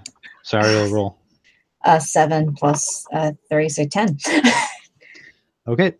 Yeah. Yeah, you eat the fish and you down it. It's the most disgusting thing you've ever done. Ugh. But you do so. You're not sick from it. Oh my god, it's like sushi. Ugh. I like Basically is. So you pull yourself up and still it's not exactly good food. You still feel sick and tired after eating it. Mhm. And they pull you up onto the dock and they start asking you questions and you're answering them, you're telling them where you need to go and what you're looking for. And they say somebody's actually been waiting for you and they help you up and get into it. And when you get into this carriage, you climb inside and there's a cloaked figure with a large beard and white hair. And when you get inside and the door closes behind you, you recognize the voice of Cord, and he says, "Well done, my son." And you look at this large bag that's beside you, and it's all your stuff. And as you are and kind of going through the carriage ride, he says to you, I see your bravery and courage now. Says, I'll be willing to join you again during your journeys. Thank you. Could I tell you something? What is it, my child? I understand that bravery is something important. And it's something that every person should have. I know that now. But I also know while on that trek, thinking of all my friends, thinking of you, and how they got me to this place, I learned that compassion is just as important. You mistaken my meaning for bravery. I understand that, but I feel that compassion and love for one another is something we all should also have. I understand. You believe that by being brave, you are not afraid. And that is a mistake that many of my servants make first and foremost. Know that I don't expect you to be fearless, but I do expect you to act in despite of that fear. And it's okay to depend on your friends, as if you didn't think I expected that of you, then I wouldn't have given your plants to Sariel. Mhm. He says, remember that in the future. I do not care for you possessing fear, but you need to defend and be brave in face of the fear and those that create it. Mhm. As you've proven, you are capable of surpassing such things. You have survived the strongest storm that I can create without defying the order of the gods. And with that, you should be proud. Thank you. He says, now, go to your friends. And as he says that, he opens the door. And as everyone is kind of getting ready to end, like as everyone is entering the guild, this kind of carriage just kind of pulls up, but near you guys, and actually pulls up around, and the door opens, and you just see Douglas just grabbing his stuff, and then as soon as he steps through the door, like you can see he's just ragged. His clothes are wet and soaked. Some of them are even torn or worn out so badly that they have like pressed themselves into his skin. And as soon as he gets out, he just goes unconscious. Sarah rushes over. She's clutching Sprig in her arms still, and she turns to Siona and Remus and says, help me get him inside. Help me get him into a bed. Sure, I'll carry him. Mm-hmm. Right All now. of you make perception checks. Oh, Jesus Christ. What do I need that for? Okay, I've got a perception of 21. Okay. Hey guys, look, my deity's in there. I got a 10. Okay. Remus, 14. So the three of you run over to help him, and Shariel, you are kind of just, out of everyone that's kind of like, of course you really want to help him, but you look up to see, as he leans over to close the door, you see the face of Cord. And as he sees you see him, he nods his head, and he shows you his warhammer and gives you like a friendly nudge with it, almost as if you were standing right beside you. And then he closes the door, and the carriage just goes away. I see that too. No, nobody else sees No. it. Okay, it's quite the deity you have there, Douglas. Let's get you inside so you can continue serving him. And Do I need to make a strength check or something to carry him? Yeah, I'm a heavy boy. Well, yeah, you guys divide the workload between carrying him, carrying all this stuff, and then dragging him back to the guild. I've got a 21 on strength. we divide it between us. It's okay. Yeah, we don't need a roll. I suppose we take him to the. And I have a bag of holding so his stuff can be put in there. Okay. I guess we take him to the medical bay. I guess just make sure he's okay. Okay. Can I medicine check him? Yeah. You guys see he doesn't have any wounds. He just hasn't eaten in a long time. Okay.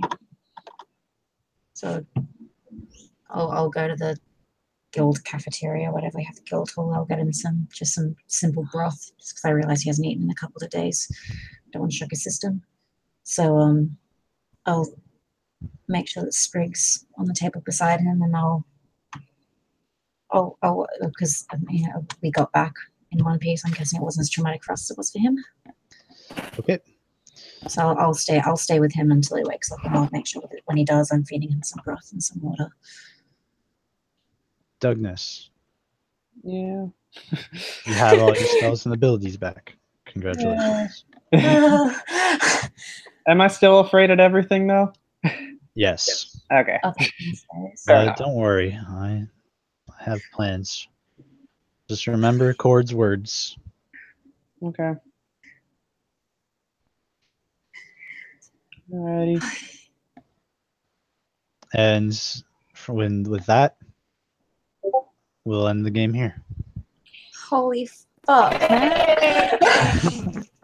Got my puppies, but yay! I'm sorry, Siona and Remus, for kind of shutting you out the last hour or so.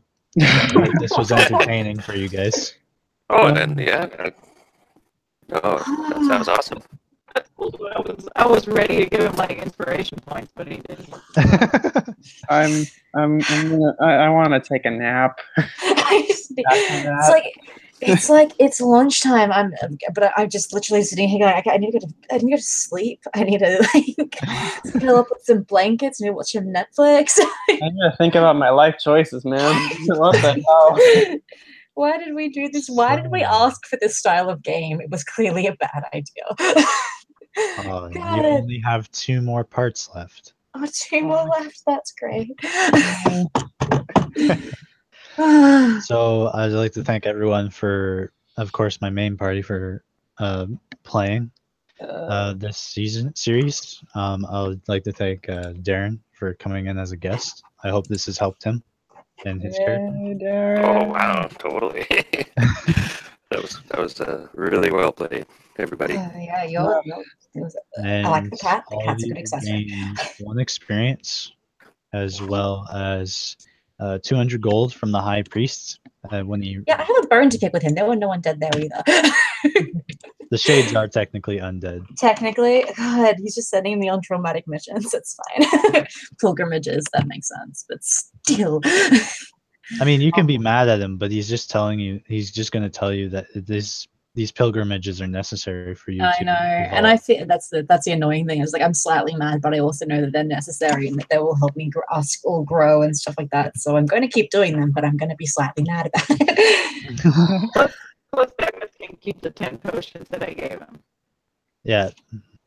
Thank you. So, and with that, I will end the podcast. Thanks for everyone for playing. Thanks for anyone who's watching, and I'll see you guys next time. See ya. Bye.